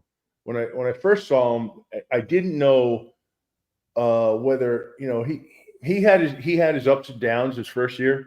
Then his second year, he did real well. They got the Super Bowl, and I didn't know whether he was a good quarterback or a product of the system, And I wasn't sure. But as I've seen him grow now, he's just a baller, right? You give him a chore to do, he's going to do it. And his demeanor and his work ethic and his approach to the game and life. I mean, I got my hats off to him. Couple more questions here for you, Bill. Andy Reid. How many more years do you think this thing's going? I mean, man, he's had such a legendary career. Do you think he wants that Shula record? Do you think that's something that he cares about, being the all-time? From what I understand, if he has another 4 years of 12 wins, I think he passes Don Shula for the all-time winningest coach of all time. He's already approaching if they go back, and I think with Mahomes, you're always going to be in the Super Bowl picture. Are those things something to him? Do they matter to him? Or is it just about going to work and still loving the game? I don't think the all-time winning thing has – I don't think that's anything that's a driving factor. I think that as long as he has Mahomes, I think he thinks he has a chance for another Super Bowl. Yeah. You know, you get a fourth one, and that's, I mean, he's been to a ton of them, right? But if you get a fourth one, that's really something. And so I think that, and along with the fact that 15's there, I also think too, I don't think he would know what else to do. I really don't. You know, he's been around it, and it's been his life and his family's life for so long that I think he doesn't have any hobbies. You know, he doesn't do anything else. It's his hobby, right? Yeah, and so I think as long as he thinks he can contribute and help, and he has 15 there, I think Andy's going to be around. Yeah, man. I mean, hey, couple NFL questions for you here. Well, I got to ask you about Josh Allen. What do you, I mean, you know, when Marino broke into the league, nobody had seen a guy throw the ball 48 touchdowns, 5,000 yards, the amount of volume. I mean, of course, there was Fouts and all them guys, but Marino changed the game when it came to throwing the ball vertically, I think. I mean, today's NFL is just, I mean, he was the precursor to it. When I watch this Josh Allen, if you don't have a mobile quarterback today, Bill, that can get, because of the salary cap, you're losing guys in the O-line because of money a lot of times.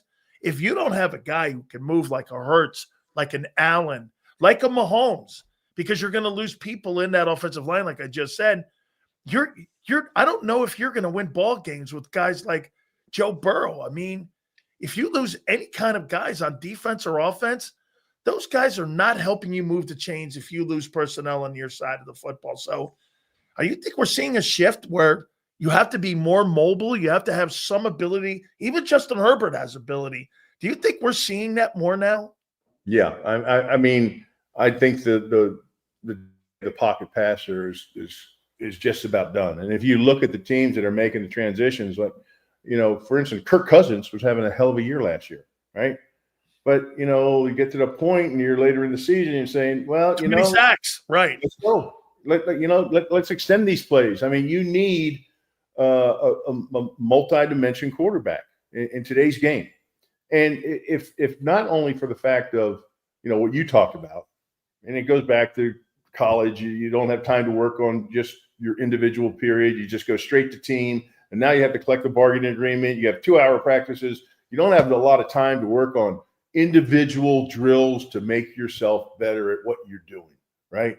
So, you know, you rely on more of the window dressing, the shifts, the motions, the rollouts, the waggle passes, the misdirections. Everything is like this. It's spaghetti on a plate, and you know, and so that's the name of the game now. It's like trickery and deception. So you need a quarterback, in my opinion, that can do multiple things and not just sit there and decipher defense and throw the ball, get it downfield. You got to be able to move the pocket, buy yourself time, buy your receivers time to get open in zone defenses. I asked Michael Irvin this question a couple days ago, and I want to ask you this question.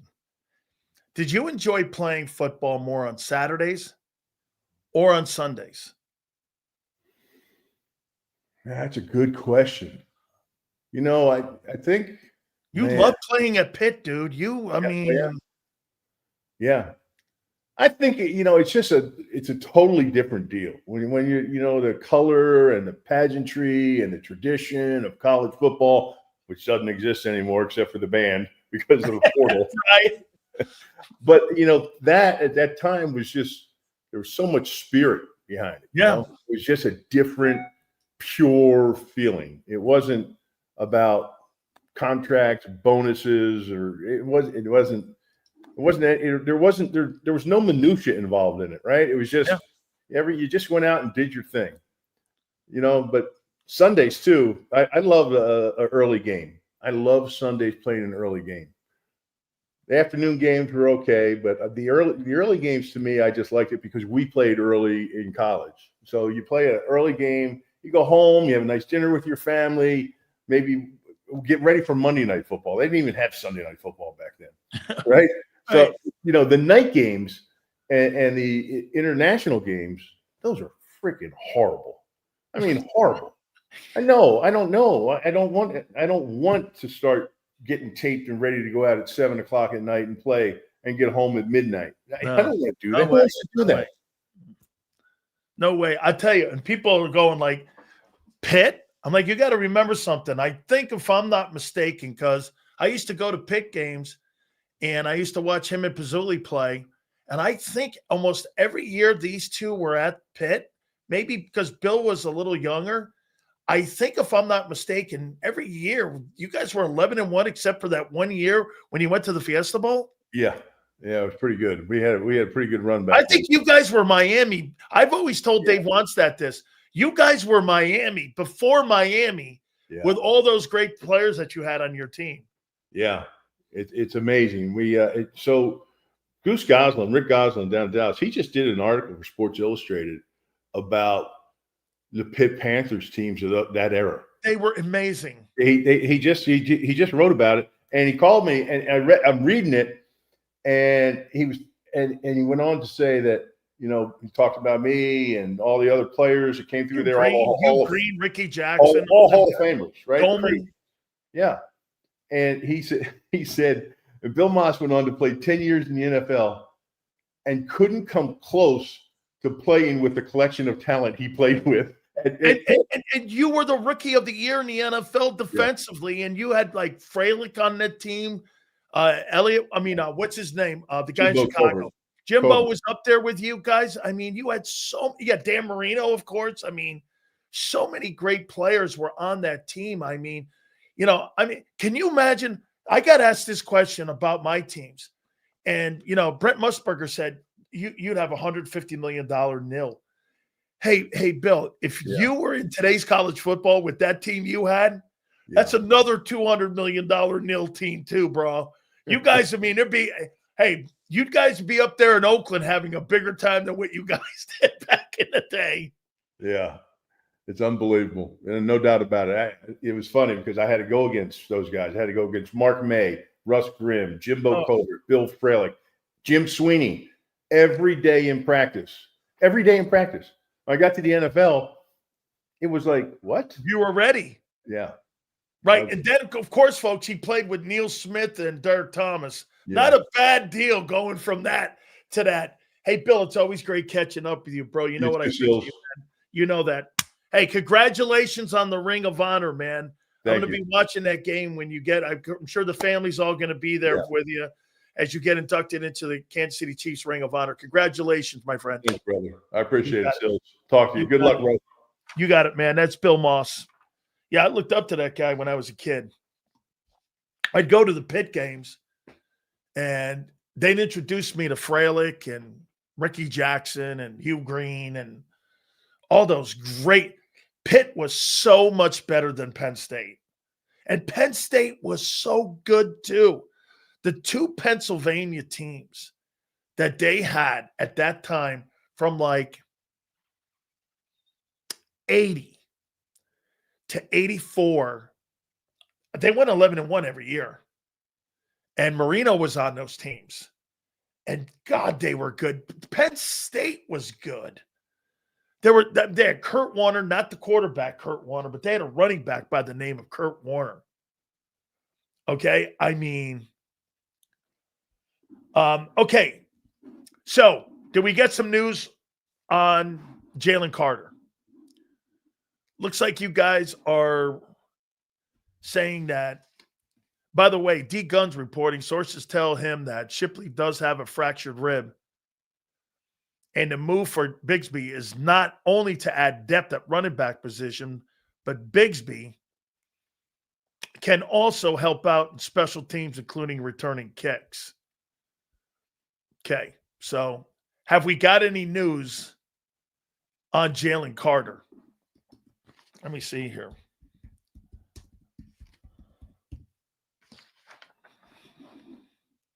It's official. Jaylen Carter will not be suspended for spitting at Dak. Great. Okay. Jaylen Carter will not be suspended any further games by the NFL for spitting on Dak Prescott. Says, again, this is courtesy of the Philly Tribune. The Philly Tribune is reporting this as of right now. So, good. Well, I didn't think he would. How much is the fine? I didn't see the fine. How much did they? I thought like I said, I haven't seen it. I thought they'd fine him $200,000 because there was a no tolerance. So, anybody see the money? He will get a heavy fine. Okay. What did you not hear me say? That he shouldn't be suspended. I never said he should be suspended. I said the game missed. Dude, why do you constantly say things that I never said? Is this part of your deal, coming here and lying like that? Is that what you really do? I said he shouldn't be suspended. They should give him a fine. The game that he missed by throwing him out should be enough. What the fuck are you talking about? This guy does this every day. So you didn't say, I said it all the last week. This guy's a dumbass. So the money hasn't come out yet, right? Okay. I think it's going to be around 200, probably 200. Is that even a legitimate source? I don't know. I don't know if the Philly Tribune, is it? 57K? Where are you guys seeing that? 57K. I'm not seeing that by anybody else, by the way. Let me see Adam Schefter. If Adam is reporting that, because I've never heard of that. Have you guys heard of that? So let me go to Adam Schefter. Okay, here it is. NFL is fining. There it is. He's fining the Eagles DT, Jaylen Carter, $57,222 for spitting on Dak Prescott. The league also says the game he was ejected will serve, thank you, as a one-game suspension. I am hitting grand slams this year so far. After talking to the Eagles, the NFL, and the NFLPA, Jaylen has decided not to appeal and focus on the Kansas City Chiefs game, said Carter's agent, Drew Rosenhaus. Okay. Now, Xander just asked a great question. I think because, now, let's read this again. NFL is fining Eagles DT, Jaylen Carter, $57,000 for spitting on Dak. The league also says the game he was ejected will serve as a one-game suspension. Xander just asked a great question. Does that mean with or without pay? After talking to the Eagles, the NFL, and the NFLPA, Jaylen has decided not to appeal and focus on the Chiefs game, said Drew Rosenhaus. Now, that's a great question, because if the NFL is using that as a one-game suspension, most of the time you don't get paid for that. And that becomes a game check. Now, maybe that's the Eagles' punishment, is a game check. To me, again, I mean, you hit them in the wallet. That's not just a $57,000 fine. That's something like a $375,000 fine. If that guy's missing a game check, he's missing a pretty significant number. Okay? Does it go to the fine? Now, that's another great question. Does that $57,000 go towards the game check too, and you minus some of that money out of that? I'll have to get a clarification, because you're right. Reyes, is it added on to the game check, or is it part of the suspension? Because if the NFL is using that game as a pseudo suspension, most of the time that means game check, and you're being fined a game. And if you're being fined a game and they're using that, then you take it into 17ths. of what his base salary is and what he's going to make. And I believe it's based off of your base.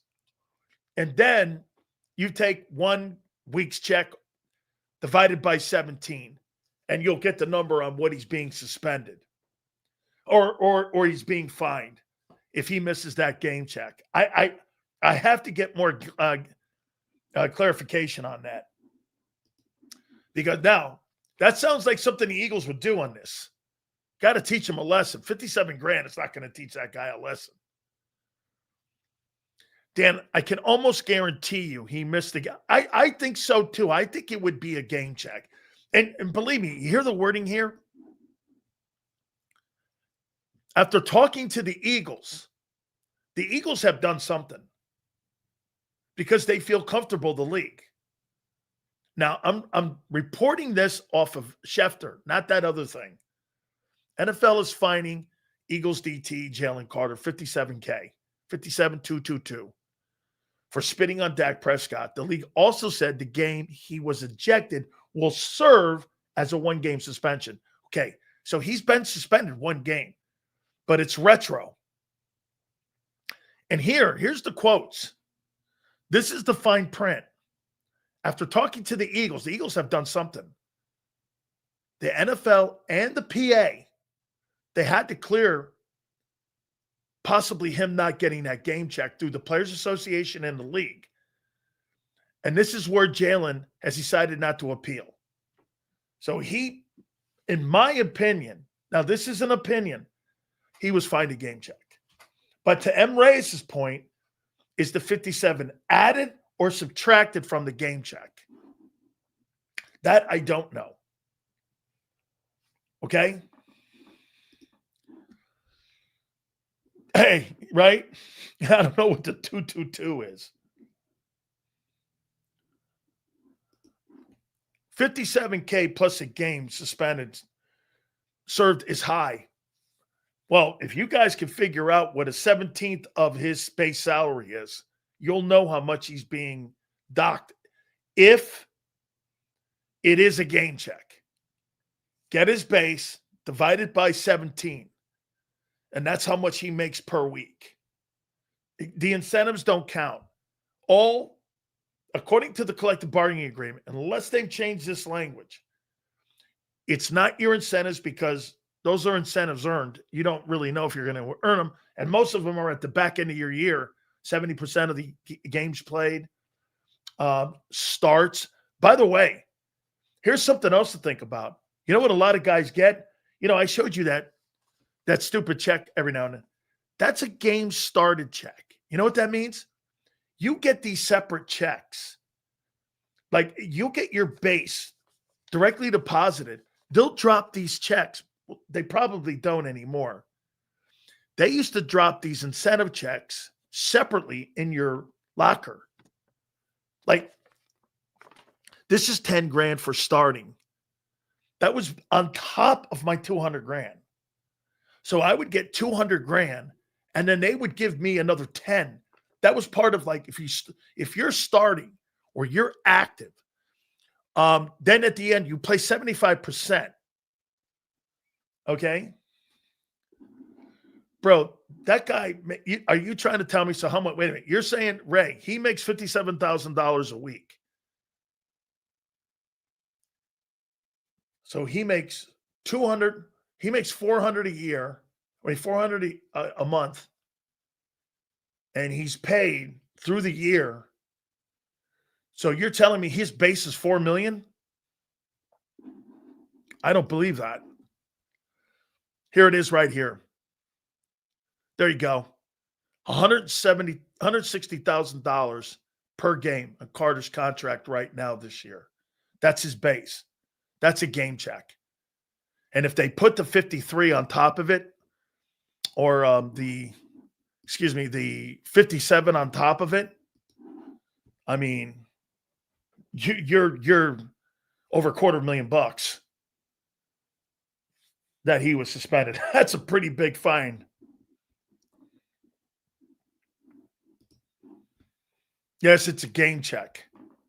So he misses a game check. Yeah, see, that's That's a big fine. 57,000. That's not anything. But the one game served, he didn't get paid for that. No way. You don't get suspended and then get paid. Now, to M. Reyes, though, do you minus that? Carter has a $1 million base and bonuses. Okay. Yeah, that's a game check. Got it. The Eagles and Drew Rosenhaus also worked on an agreement that the team will not use the suspension to void guarantees in Jaylen Carter's contract or seek signing bonus payment failure. Huh. Wow. Let me read that again. The Eagles and Drew Rosenhaus also worked on an agreement that the team will not use the suspension to void guarantees in Carter's contract or seek signing bonus payment forfeiture. He was docked something. 57 is Carter's game check. That's why it's such a significant and a specific number. That's why it is. He got fined a paycheck. No, he shouldn't. The NFL is not going to fine Dak for what? You guys are reaching. To be fair, Carter didn't play versus the Cowboys. They did exactly what Cobb wanted, hit him in the wallet. Yeah, no, I didn't want him suspended anymore. I thought it was a pseudo suspension. I'm not taking him out of the. I wouldn't, even if they, there were some people. Angelo wanted him suspended. The Eagles to suspend him for the Chiefs game. I'm not doing that. Okay. The other argument is for contract purposes, the team will get a better deal now. I never thought of that. But you also remember, it's more like an arbitration meeting when you go in and try to do a contract like that as well. I'll get to that. I'll write that down. Let me just put it this way to you. Myles Garrett's number one. He's the best player in the game. I have no. Listen, you can. All Eagle fans are gonna not believe Dak, and they're gonna buy Carter. Me, I got no stake in this argument. I don't give a shit about both guys, but that's not how I saw it. Okay. ESPN just reported 57K you were talking about. Yeah. Oh, it's 17 weeks because of the bye. Thank you. Yes, you're correct. Yeah, it's a game check. Okay. I don't think he can do any more. I don't have a problem with that. What else are you going to do? He's a man. Hey, kid, come in here. What are you going to do? Get the paddle out? Fuck that. Let's move on. Suspending him hurts the team. Fining hurts him. Listen, dude, you can take my money. Don't take the game from me. Players don't give a shit about that fine. Now, that's a pretty nice one. It's a game check. But don't take the game from the player. The player doesn't want to miss the game. Him walking, let me tell you this. Jaylen Carter walking to the locker room before he even played a snap, he must have had so much guilt. Okay? He must have had so much guilt walking to the locker room about letting his team down, letting himself down, letting his family down, letting in people that are working hard for him. He must have hated that and realized how bad it was. I don't give a shit. I don't want that guy doing anything different except for trying to control it more. I want him to be an animal. Yeah, man. It's like the walk of shame. You're walking into the locker room, you're like, fuck. I'm just going to put myself right there and go, fuck, I didn't even get a chance to kill this team. He was probably so amped up to kill that team. He was so juiced up. Emotions got the best of him. Man, I guarantee you that had to be one of the worst walks of his life. Lori gave the money back secretly like Grandpa when Mom. I like it. I like it. Not disagreeing with you, but why is Dak fine to reach? He didn't do anything wrong. Sills, you ever had the feelings Jaylen Carter had walking off the field?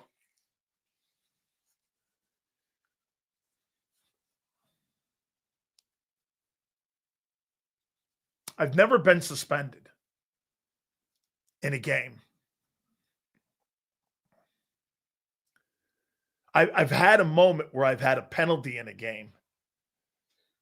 And I mean, like 90 million people watching me, and I jumped off sides.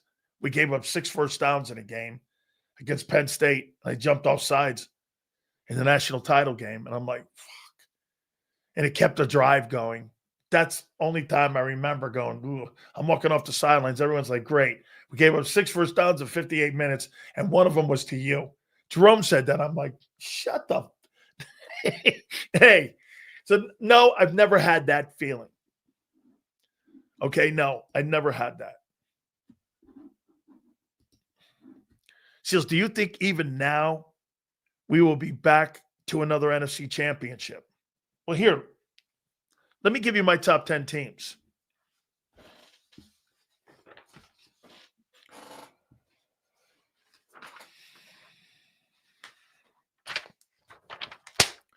These are my top 10 teams. What about when you walked off campus at Maryland? That had, okay. No. All right. Bob, I don't really think I've said all of it. My aunt and my grandma walked into Bobby Ross's office.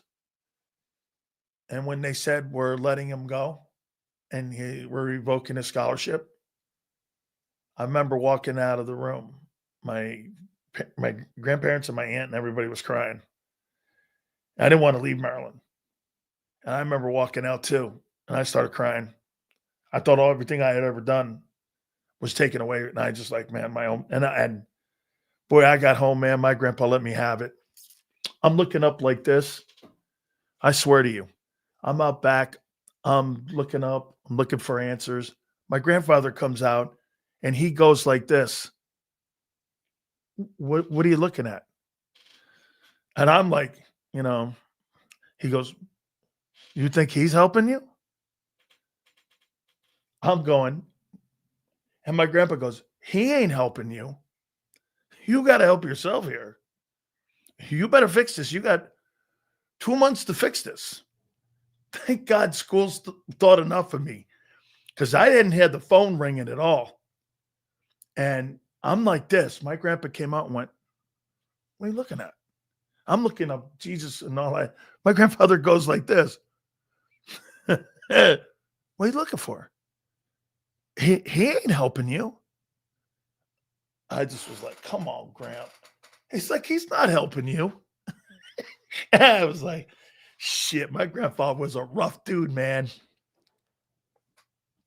He was a rough dude. I love the hell out of the guy, though. Yeah, man. What are you doing? I was like, I don't know, Grant. What am I going to do? He goes, well, I don't know. What are you? Well, he ain't helping.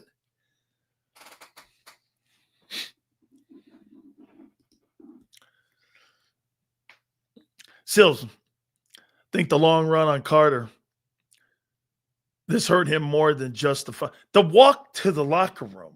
Oh, completely dead. Bro, when you're a player and you let your teammates down,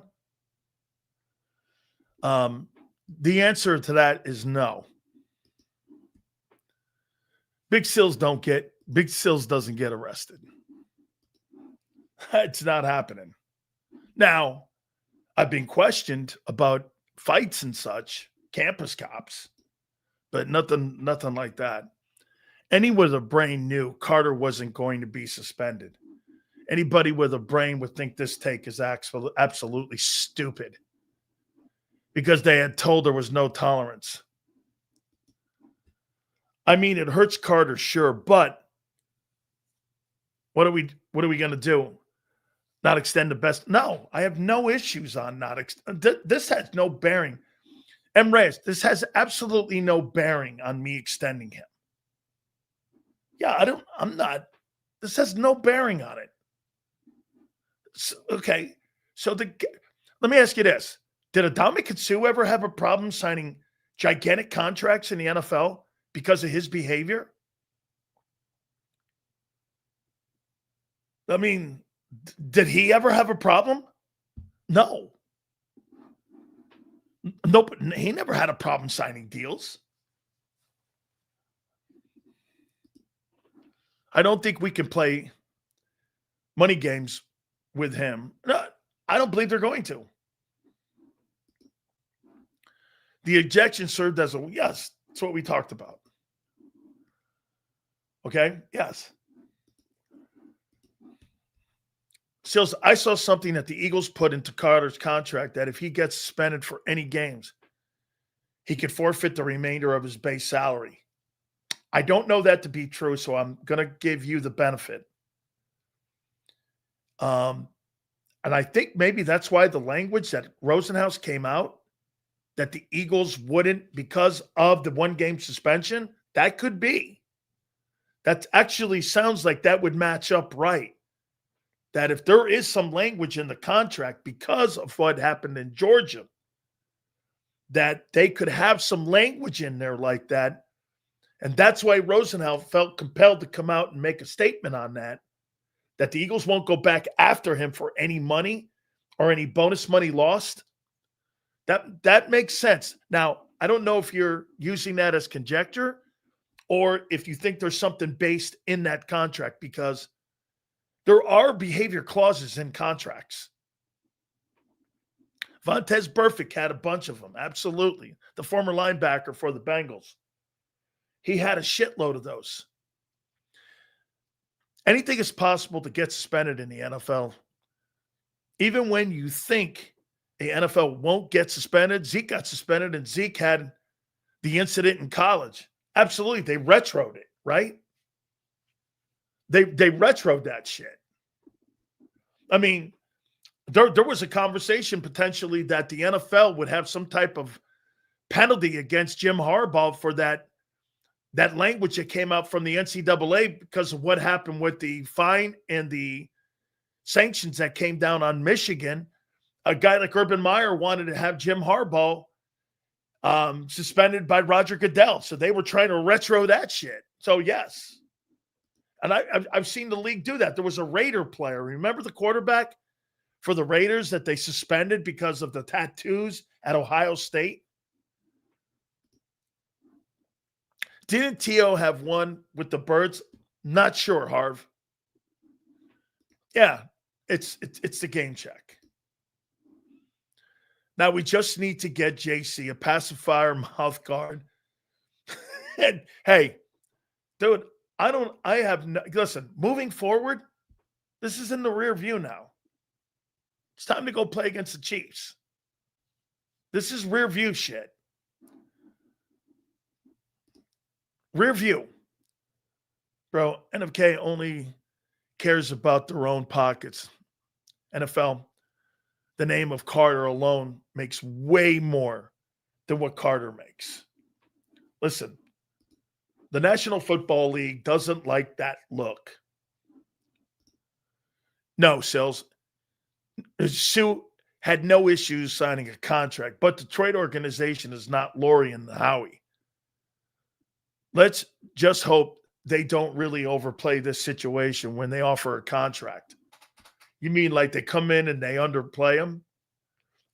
Listen, a guy like Zach Bond, you try to go in, or Reed Blankenship.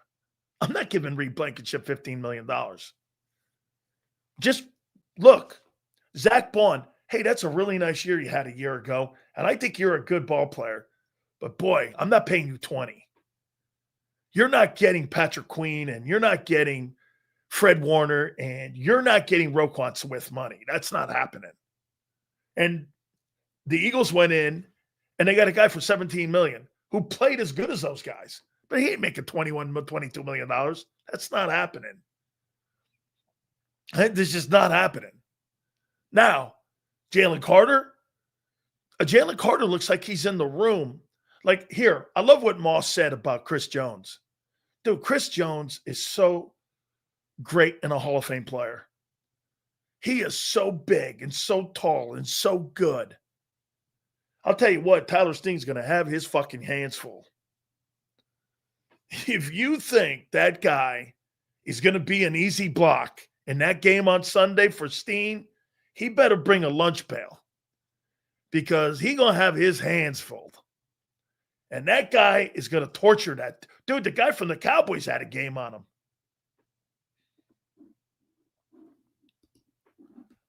See, M. Reyes and I, for the first time in a couple weeks, I think we're starting to get on the same page here. The rise of Makuba will be the beginning of the end for Reed. Absolutely true. Makuba's going to be more, he's going to be more polished than Brown. Absolutely. If you heard Vic in the presser today, Sidney was in base. Makuba was in dime. Why? Well, Makuba tackles better in space. And Sidney is more, get this, you are replacing. This right here has nothing to do with how great a football player Chris Jones is. That's like saying because Aaron Donald lost a game that he's not good. What does that have to do with the greatness of a player? Nothing. Zero. That take right there, this guy doesn't watch football. Chris Jones is the best defensive tackle in football. By the way, it's not close. The second best is the dude in New York. Carter is learning. He's getting there. He's in the top 4. I think he's now better than Cam in Pittsburgh. Cam's been playing 15 years. Okay? But, dude, you're talking about Hall of Fame guys. Chris Jones is going to first ballot Hall of Fame. Okay? Lawrence is as good as an inside interior tackle that we've seen in a long time. And Carter's in that group. There's no shame. It's like being in the conversation with the quarterbacks. Hurts, Burrow, Allen, Mahomes. Like, what do you care? I mean, seriously, what do you care? Jaylen Carter should receive a fine to start. His suspension is over the top or an exaggerated response. Carter's my hero. Okay. I told you Eagles were going to run base defense this year. Well, they run base defense in that game against the Cowboys 3% of the time.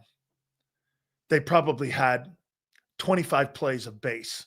So whatever that means, sure. I don't know why the Eagle fans get disgusted if someone doesn't have a player at the top. Yeah, I don't either. I mean, there are better people in the league. Like, Myles Garrett's the best player in football. You don't have a guy on the field better than him. You don't have one player in your roster better than him. You don't have one player on your team better than Myles Garrett. What does that mean, though? Nothing. Good players play on shitty teams. And you know what's funny, though? Eagle fans will look at that guy and go, well, he doesn't have a ring. Well, he can't help that. He plays edge rusher for the Browns. I mean, when you're good, you go to shitty teams. Remember this, folks. When you're a good player in the draft, you don't go to good teams. You go to bad teams. Okay? When you're at the top of the draft, you'll go to shitty teams. You don't get to pick, well, here, I want to go to the Eagles. Well, I want to go to the Rams. That's not how that works.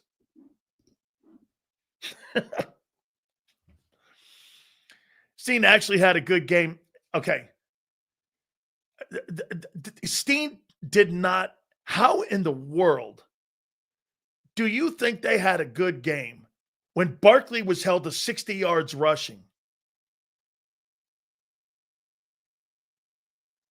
How? 1 sack, 1 pressure. Okay, he had a sack and a pressure. Who was the guy playing on him? Help me out, Travis. Was it Chris Jones? What Dallas Cowboy D lineman? What Dallas Cowboy D lineman had that game on him? And I don't remember I remember the Cowboys winning both lines in that Thursday game. Okay? I mean,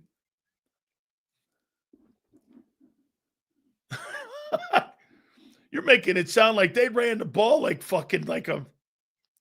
Last time I checked, the sum of the parts on the D line last year was better than individual talent. This year, we will see if that continues. Okay? Relax, kid. I know you like to come here to argue with Big Sills. That's fine. Let's see here. What do you think about the Chiefs game, Big Sills? I think the Chiefs are running out of talent, like we said. And you know what? I backed up on that shit. I said they wouldn't make the playoffs, but I said they will because I can't get around not picking Mahomes. I'm still going to stick that they're going to be a playoff team, but I'm still taking the Chargers to win the West. I don't think they're the best team in the West. I told you to take the Chargers in the opener. All of you said I was crazy. I said, well, I'm taking the Chargers to win that division. And I thought Herbert outplayed him. Okay, and I think they're going to be down there at 6-7. I did. Again, it's not so much the Chargers, Thomas. It's more of Harbaugh. Jim's the better coach than I think John. And John's got the ring. But I think Jim's a better coach. Sills, does the suspension hurt Carter's contract? No. Now, if he does something stupid again, that will. I think he does not in terms – I think it does not in terms of we won't get a big contract, but as in he won't make as much, which helps the team anyway. Well, then I would do this if I was Joe Rosenhaus. If you want to dick around with me like that, then trade me. Because I'm sure somebody else out there will pay $40 million for me. Okay? I need JC to celebrate every pick six, fumble, sack, or TFL. Standing on the star like T.O., Dallas sucks. Dak going to pay for this stunt. Okay, now that's okay. I want that. I want that. I want him to take it out on Dallas the next time he plays them and he's in Arlington. Yes, I want that mentality. I want him to take it out on Dak. But I don't want him to be a toolbox about it. Bro, get this. Jaylen Carter doesn't have to spit at you to beat you up. They're afraid of him already. You had a rookie guy who was trying to amp himself up. Tyler Booker, he was trying to amp himself up because he knows if he played a great game against him, that's a shining star on his hat. And not just the Cowboy hat. The Cowboys haven't had a very good run of first-round picks. Mozzie Smith is a bust. There's no reason. Get this. That dude you have on your team, Young, is better than him. That kid Young, what's his name, Brian Young, he's better than him. Mozzie Smith shouldn't even be, like, Mozzie Smith is not better than Gabe Hall. Put that in your hat. Gabe Hall is a developmental guy. He was on the practice squad. I mean, Moro Ajomo is better than Mozzie Smith. And Mozzie Smith's a first-round pick. It's a colossal disaster. Yeah, but wait, Jimbo, that's not high praise. That's not high praise. It's not. Well, better than Mozzie Smith. Really?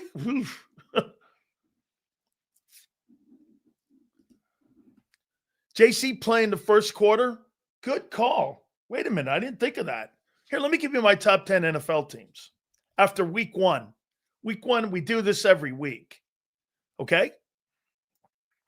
First and foremost, I want to put context to this. I don't think I saw in the first week of the season, I didn't see anything dominant. Did you guys see anybody dominant? Did you see any, like, Josh Allen was spectacular. Were the Bills? I don't think so. I think the Ravens, once again, they were like, I don't know. They were okay. Did you really? I mean, the Packers, maybe? Okay. I don't have a problem with I thought the Packers were at home, though, right? Lambeau? They were at home, Lambeau, right? Yeah, well, if you see the game the way M. Reyes does, he would obviously see that the Eagles dominated. But if you saw it like Vic and I, he would say that they weren't. Okay? The Eagles were not dominant on defense. They were not dominant in any way. They couldn't stop the run. That's your DC saying that. That's not just Big Sil saying it.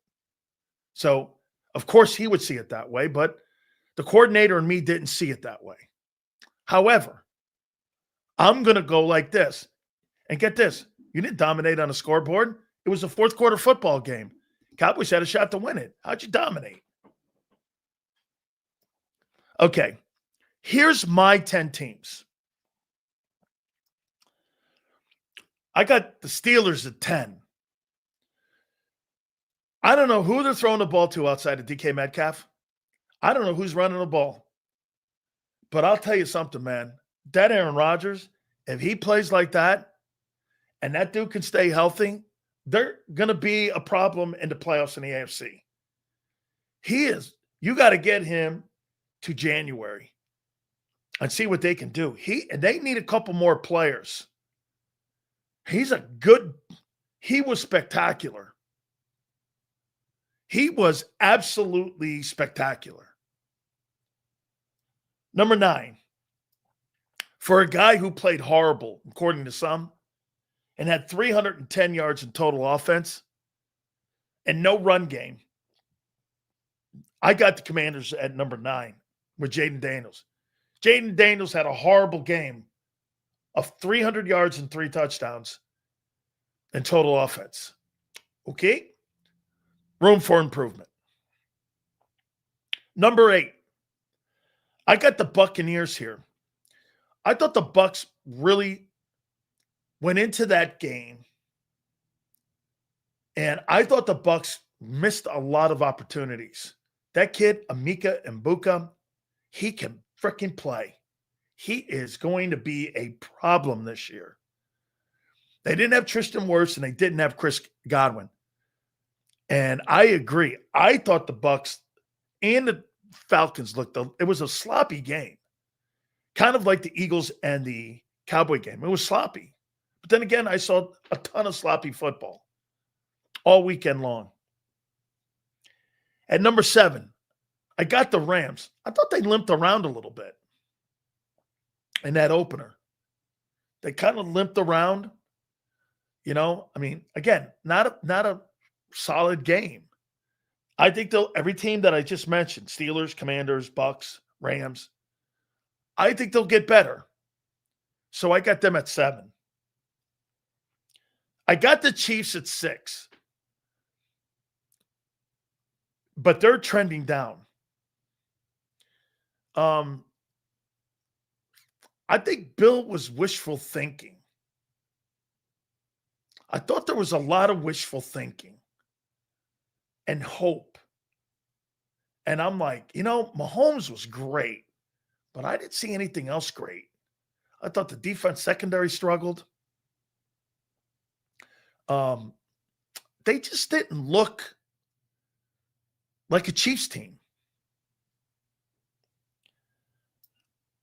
Number 5, I got the Ravens. So much talent. I got them trending down after week 1. Now, again, a lot of sloppy football. But Lamar was excellent in that game, except the situational play calling.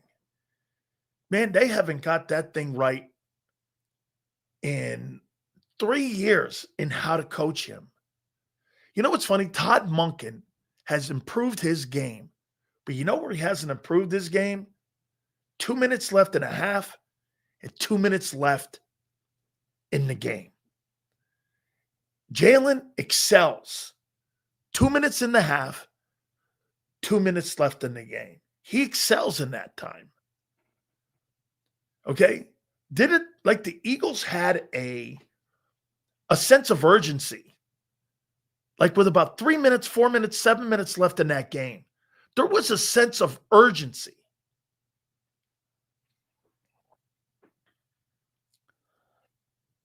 Number 4, I got the Chargers here. The Chargers are continuing to improve because of that coach. He's hiring the right assistants.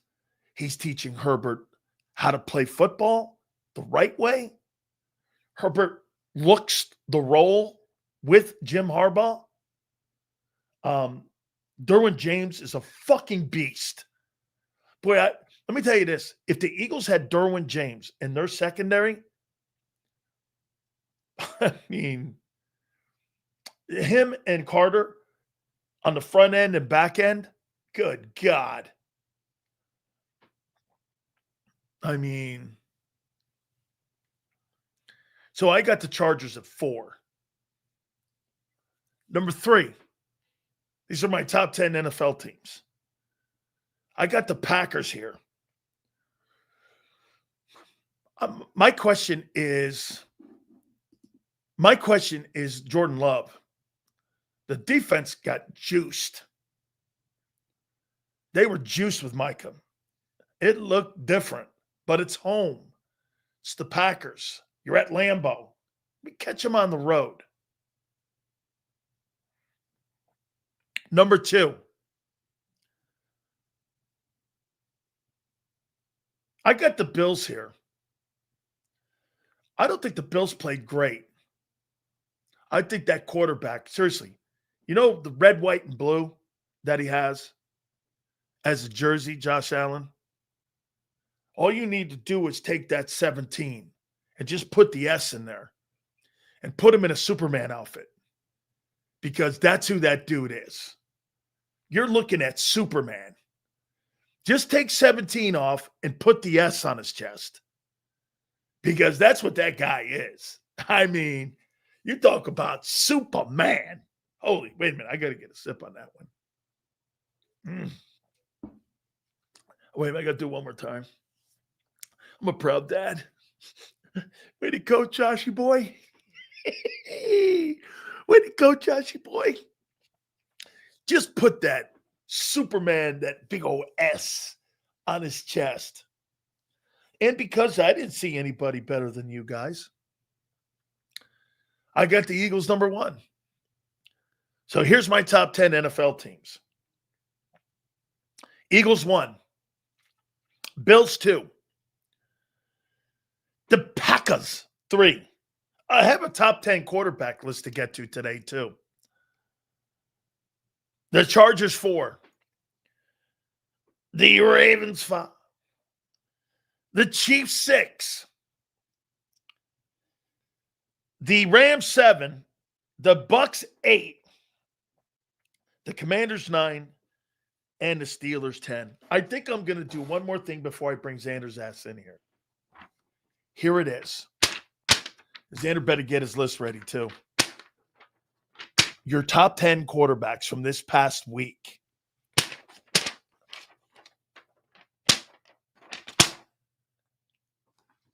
Number 10.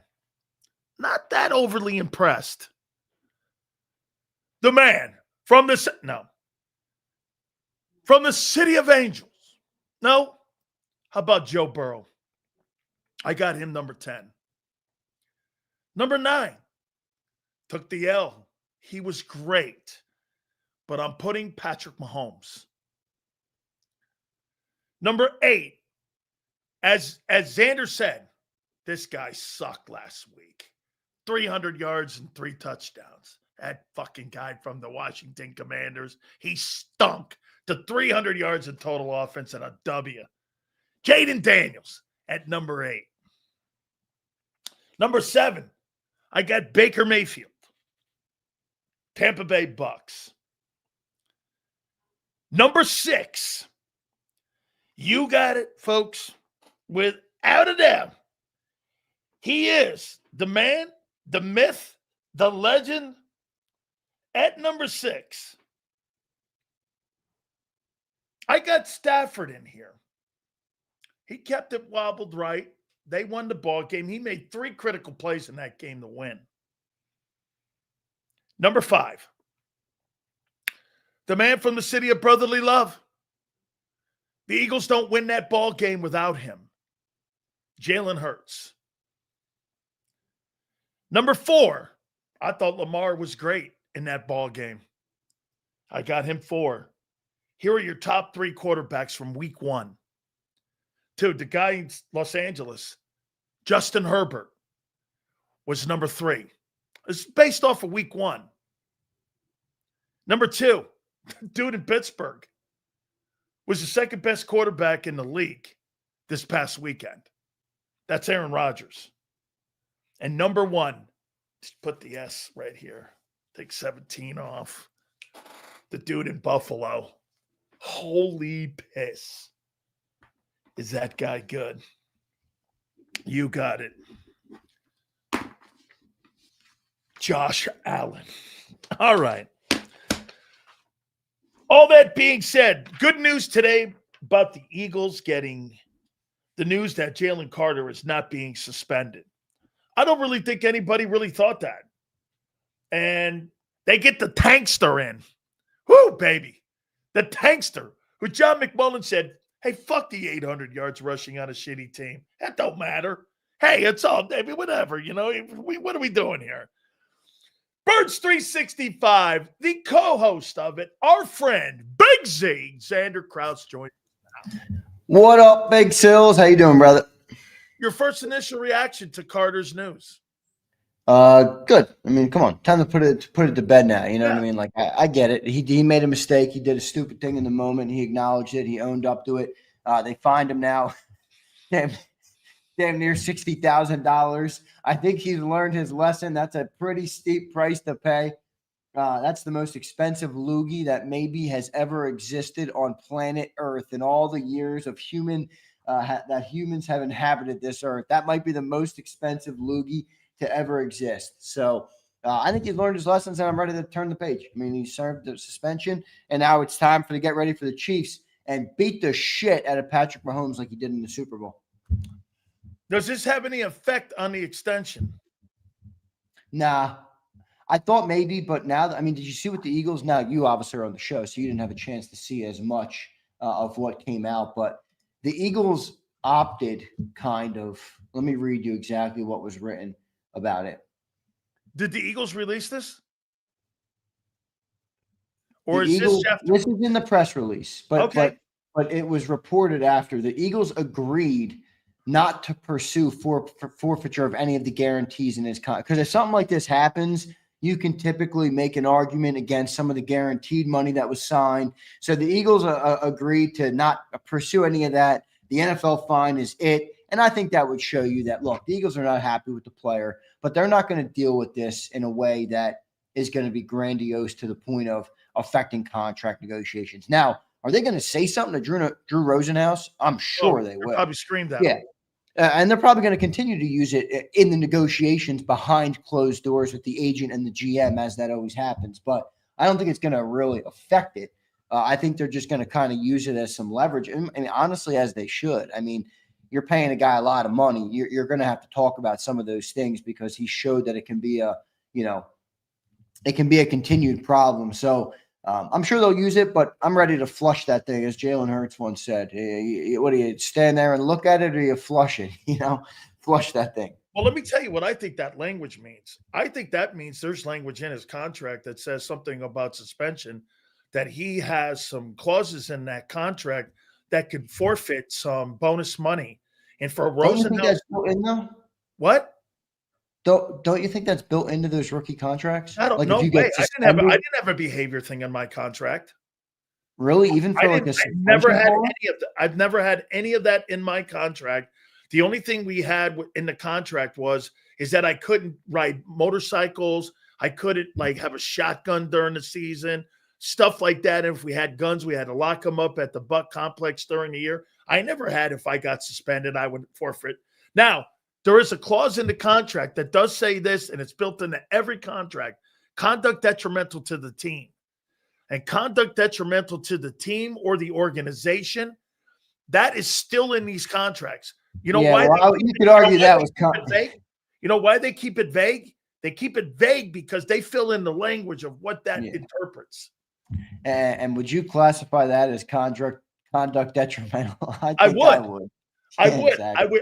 But for Drew Rosenhaus to come out and say that, the Eagles and them had a conversation about something. Come on, man. They're not going to go after the bonus money. Look.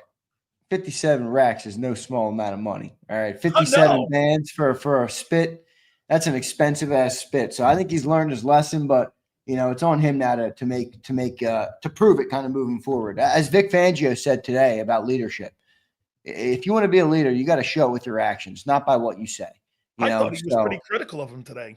He was. I thought when he made the comment, he goes, he's got to put that shit. I added the shit, but he goes, you got to put that stuff aside and go to work.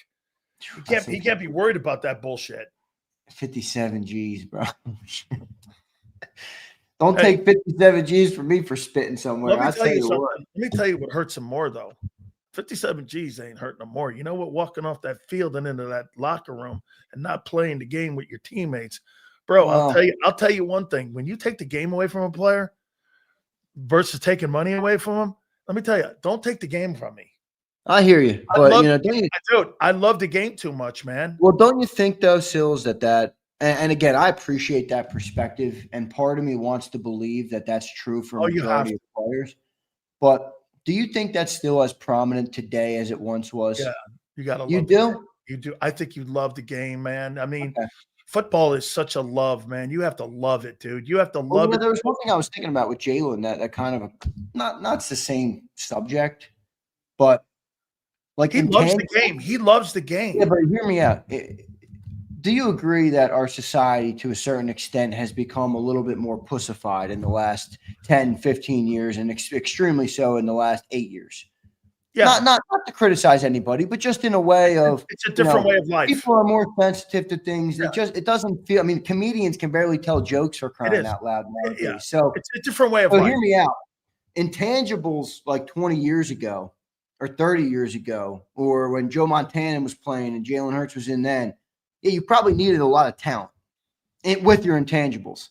In a day like character, but in a day like 2025, where that's a rare breed to have those type of intangibles. This is just a separate point from Carter, but I was thinking that Jalen Hurts' intangibles and the way he handles himself are actually more valuable, though, in the world that we live in today than they were in years past, because it was a more even playing field with a lot of that. Well, he's got an old soul. You got guys who are painting fingernails and crying about everything. He's got an old soul.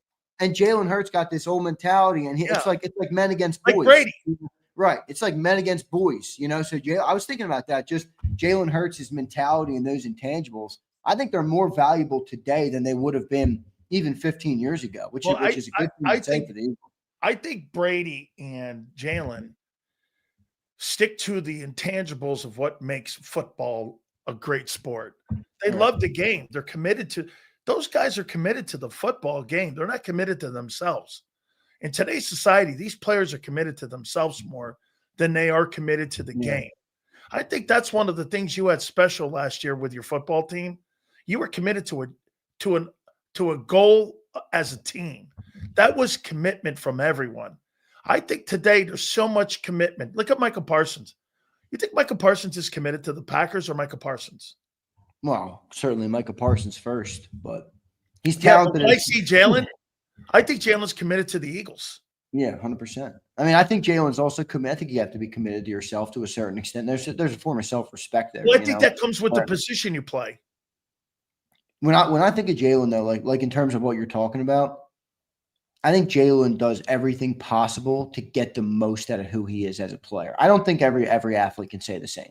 No. You know, and I truly believe that Jaylen exhausts himself. Isn't it funny the most talented players on the planet don't exhaust their abilities, and yet the guys who don't have all that talent seemingly are the guys who exhaust that energy to be able to be that guy. And then when you find a guy like Jordan that has the ability and exhausts that ability, right, that's when you get the ultimate greatness. That's when you get the rare breed. You know, that's don't you kind of hear what I'm saying though, with like Jaylen's intangibles mattering more now because you have less of that, you know, and you know you're getting that out of Jaylen. And in a world where, you know, there's a lot of drama queens and cis pots and all and egos and all sorts of different things. I mean, probably to no fault of their own, these dudes are making a lot of money, man, to play a game nowadays, which it's all power to them. I mean, it's the reason we have an audience right here. So I'm not criticizing them at all. I'm just saying, I wonder what the natural evolution of it is. And then you get a guy like Hurts and, you know, even if somebody wants to argue, hey, he doesn't have the arm talent or he doesn't have this, or Cowboys fans love to say this, or Big Sills loves to say he doesn't look like Josh Allen, you know, he makes up a lot of that with the intangibles and the way he approaches the game and the business and the team and everything about it. You know, one thing too, I got one other thing you were wrong about this summer. The face of Jordan is not Dakota Prescott. It's our boy Jaylen Hurts. You see they're launching a whole Jaylen Hurts line coming out next week. They got the sweatshirts in green. They got the Jordan cleats coming out. They got everything coming out. I won't be wrong in TV ratings, I promise you. I will not be wrong in TV ratings this year. Dakota Prescott will be on more highly rated football games than Jaylen Hurts will be this year. Look, that comes from the Cowboys. But I tell you what, Michael Jordan showed up to watch. But I've never seen Jordan show up for Dak. Well, Dak was at that game, so you can make an argument that both of them, you know, you can make an argument. But it was in Philly, and Jaylen did hit him with the. Yeah, but I've never seen him in Dallas. I've never seen Jordan at a Cowboy game. No, that's the first time I've seen him do that. Let me ask you something about old Vic. Boy, I'll tell you, I love Vic Fangio. I'll tell you one thing I was dead right about, the way I saw that game compared to the way some people in Philly saw that game. When Vic was asked a question about the run defense, he goes, we didn't stop the run at all in any aspect in that ball game. And I thought Vic was pretty tough on a lot of people. I thought Makuba played a little better, but Vic was asked the question, and he goes like this. He goes, how do you think Makuba played? He goes, he was okay. He was okay. And he was asked a question about this thing with Makuba and Sydney. How about this? So I'm going to put Sydney in base. Well, you're going to play 20 plays in base. So Makuba's going to get the majority of the playing time at safety. Is that how I read that then? Because the majority of the team, 70% of the time, are in dime or nickel. So he's going to be the guy out there. Yeah, and Vic said today they ran a lot of three wide receiver sets, but we weren't in base a lot. And I'm like, I'm pretty sure everybody's probably going to do that this year. Most teams are doing that. So, yeah, I mean, you're probably right. Makuba's going to be the guy, but I think that's better, honestly. I never felt overly comfortable with Sidney Brown back there, just from a stylistic standpoint, especially in Vic's defense, where you got to be able to play in space, got to be able to tackle, got to be able to do those things right, the fundamental things right. And I don't think Sidney was the perfect fit for that. So now you have Makuba, who's much better in space. Now, the question with him will be, how quick does he develop? Because you're right, he wasn't perfect the other night. But he was he wasn't bad. I thought he was okay. I didn't think he wasn't bad, but he wasn't perfect. So he's got some ways to go. He's a rookie. How does he manage the 17-game season? There's the famous rookie wall. And right now you have, presumably two starters, your first and second round draft picks this year are going to be starters on the defense. So how much of an impact does that have? Now, you had last year Quinyon and Coop. The rookie wall never came. Doesn't mean it's going to come for everybody, but it's something to monitor. It's something to make sure that your team doesn't get bit in the ass on. And you have Jahad Campbell and Andrew Makuba. But I feel better about Makuba back there, dude. I really do. I do too. The question will be, can he play 17? Can he play 17? I don't. Yeah, that's right. Can he play 17 ball games? What's your feeling on Chris Jones playing against Tyler Steen this weekend? Well, it's an advantage for the Chiefs, but that doesn't mean it's going to be just like that. I mean, I think they're going to do they're going to bring a lot of help for Tyler Steen. If the Chiefs are rushing 4, I'm assuming they're going to shade to double up Chris Jones every single time. Like that, right now, I'm sure Spags will have the idea to figure out how to disperse those linemen enough to be able to get Chris Jones in some one-on-ones. Look, he's a disruptive talent.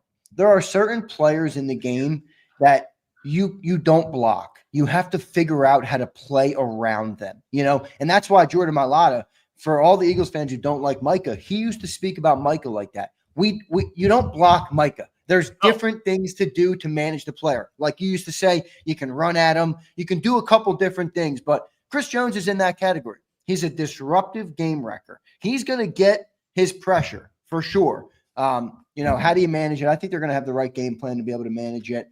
I'll tell you who was a little more unimpressive today to me was Kevin Patullo. Did you hear him today? I did, and I turned it off because I just didn't get anything out of it. I mean, Sills hit him with that mute. I did. I was like, what are you talking about? I go, I didn't really see what he was saying. I mean, he said a lot of things. I didn't know where he was going. It seemed like, you were talking one thing and he was answering another. And I was like, they sounded to me like they weren't on the same page, and even the questions that were being asked to him today. I mean, I'm under the belief, dude, if Jalen Hurts doesn't make it happen for this offense, they're cooked. Bro, I'm not impressed with him right now. Well, now wait. I want to get out of September. It is early. Let me get out of September.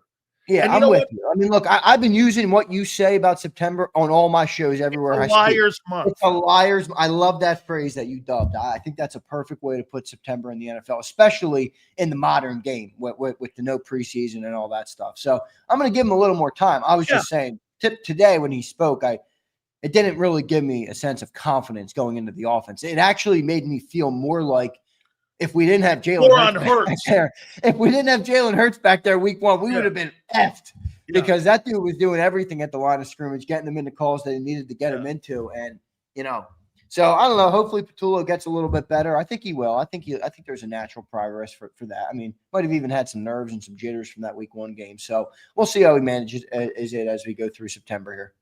What do you make of the Tankster? I like the addition. I do, man. I like this sign. I like this trade. Now, before I go into it, you know what's funny? People will do this. I heard John say this, and I'm like, I can't believe John missed this. And I'm like, okay, so it was a 5 and a 6.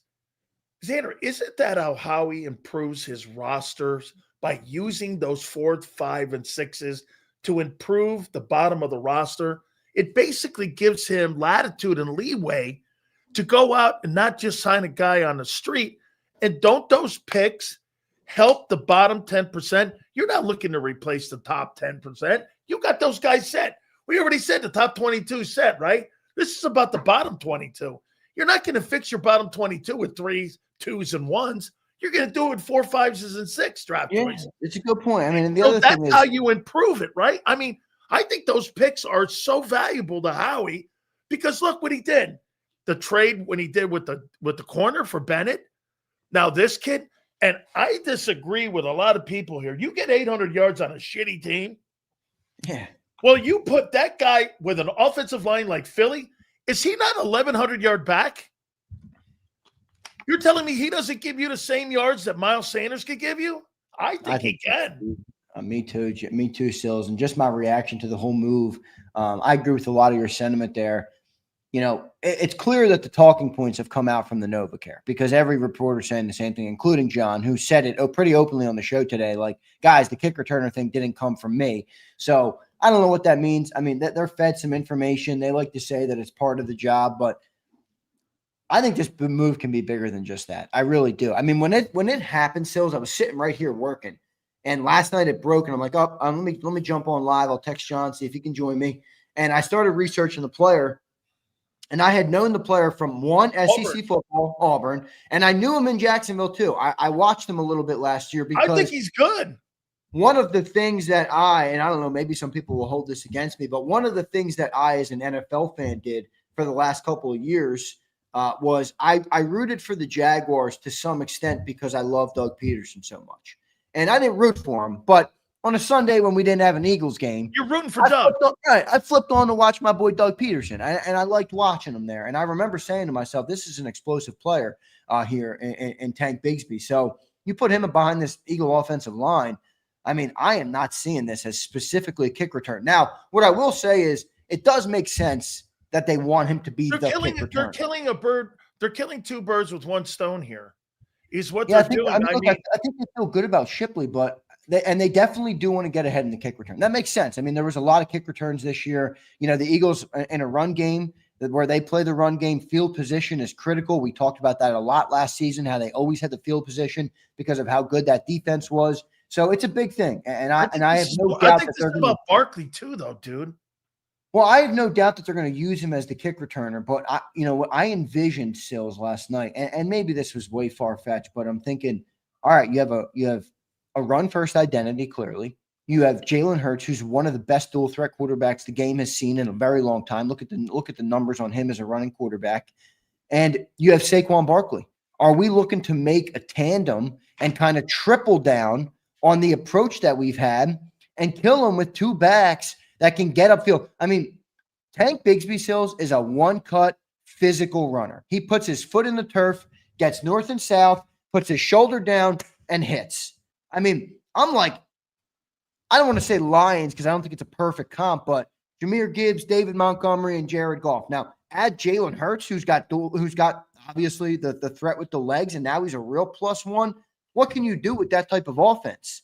You know, and it's not like we have a second tight end that's worth a damn. So I'm wondering the different ways that they can use them on offense. And then John's like, oh, it's kick returner, kick returner, kick returner. I'm like, shit, man. I wonder what the play is here, you know, because I don't know. I heard something today. I'll ask you as we sit here and talk about the offense. Are you done expecting more passing from the offense? Nope. This is what I think you need to stop thinking that they're going to improve. You need to stop. That's what somebody on WIP was saying today. That's where I was going. Oh, really? He said, like, I'm done. Yeah. I'm done expecting the Eagles to pass more. Now, I didn't agree with his take with the way he worded it. But it's going to be situational based on Hurts. It's not good. Look, did I think the Eagles would throw the ball the way they did against the Chiefs in the Super Bowl? Fuck no. But for 18 other weeks, they ran the football effectively. But when they had to throw the ball, they did. I think it's going to be situational when it comes to passing the ball. I don't think you're ever going to get a consistent passing game because you know why? That's not how they win games. They dissect teams. Okay. You know what? They're like a doctor. They dissect. This team can't handle the run. We're going to fucking run the ball right down their throat. Why in the world do I want to add something that I'm not the best at? You're the best at running the ball. You're not bad at throwing it. You're just the best at this. Stick to it. I want to ask you, though, to this point, don't you think Tank does this? You don't want Jalen Hurts carrying the fucking football 14 times. That's 238 times in a year that you're going to carry.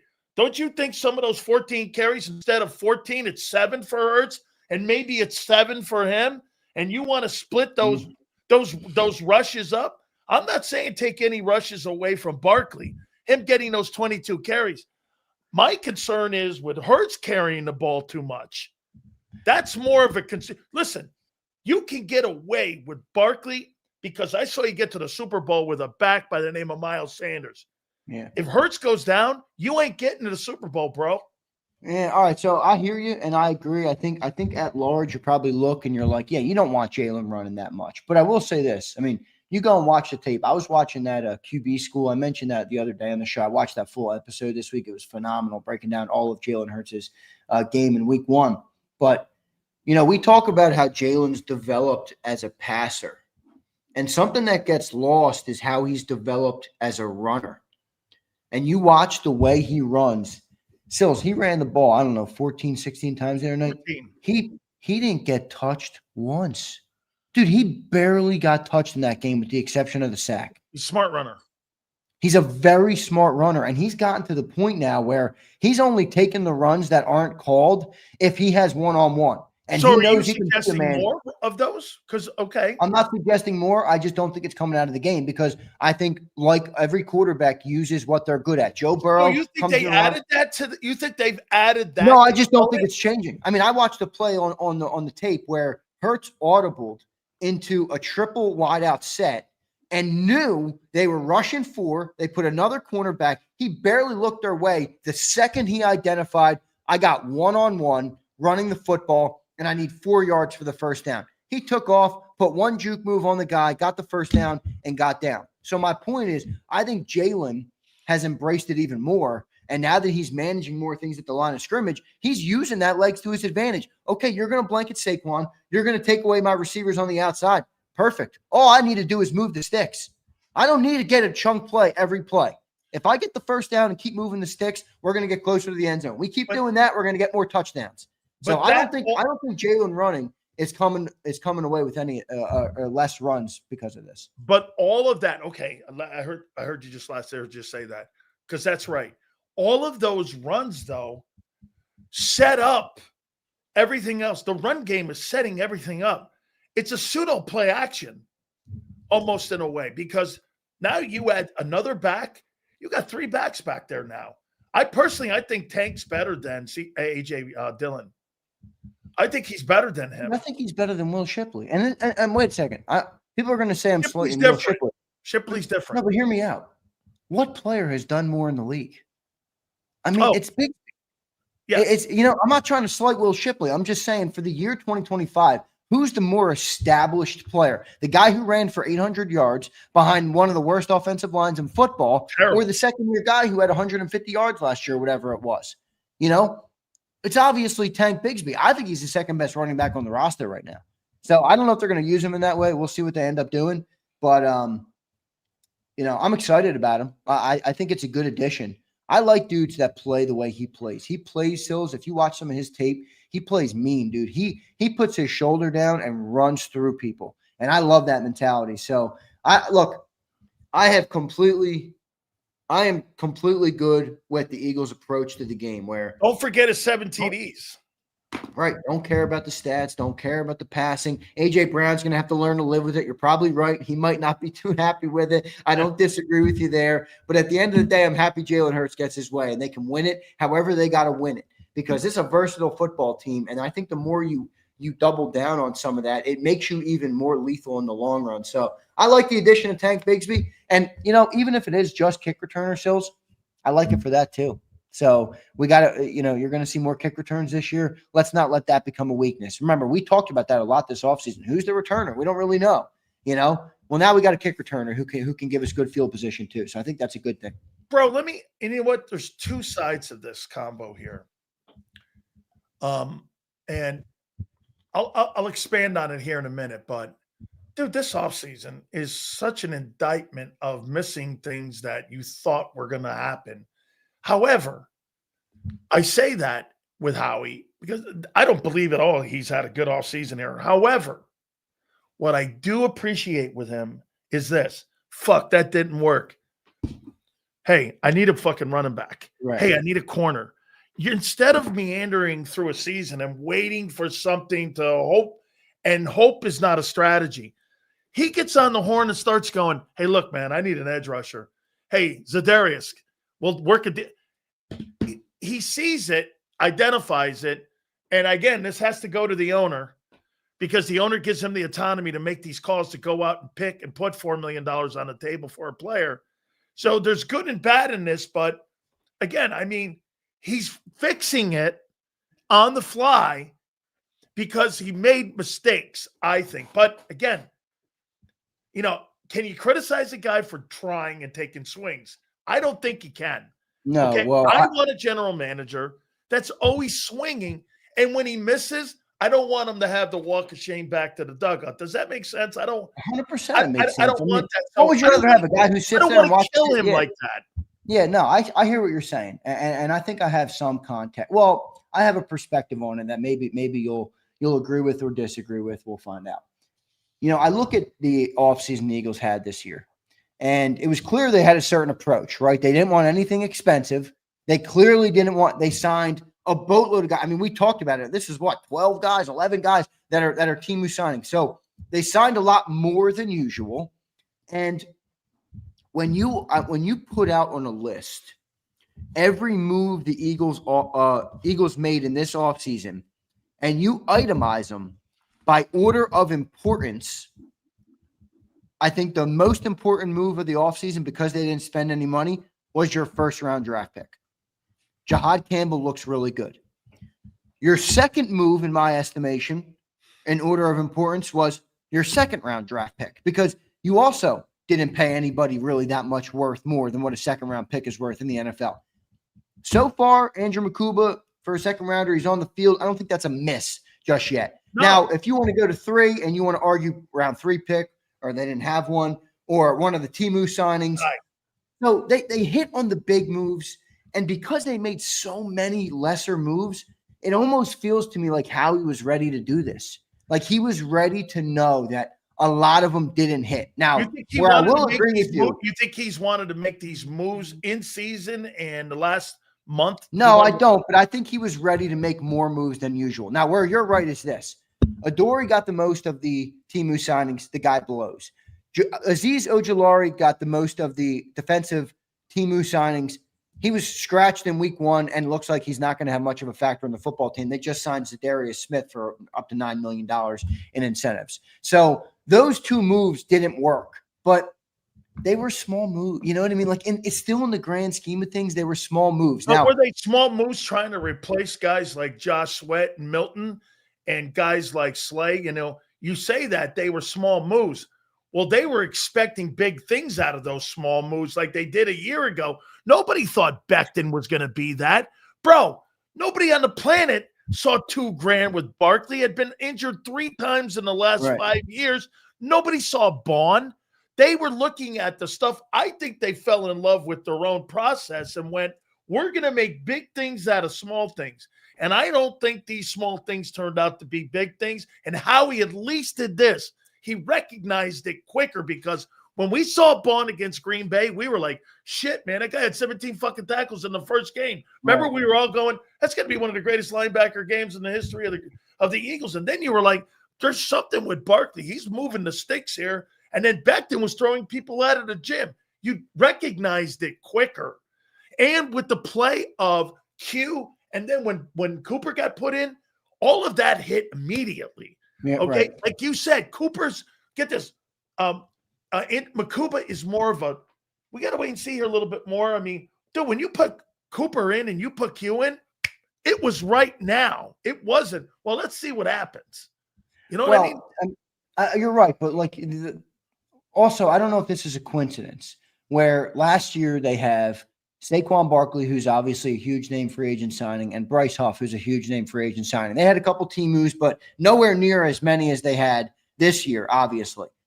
When Bryce Huff fell flat on his face last year, the Eagles did not go and acquire an edge rusher.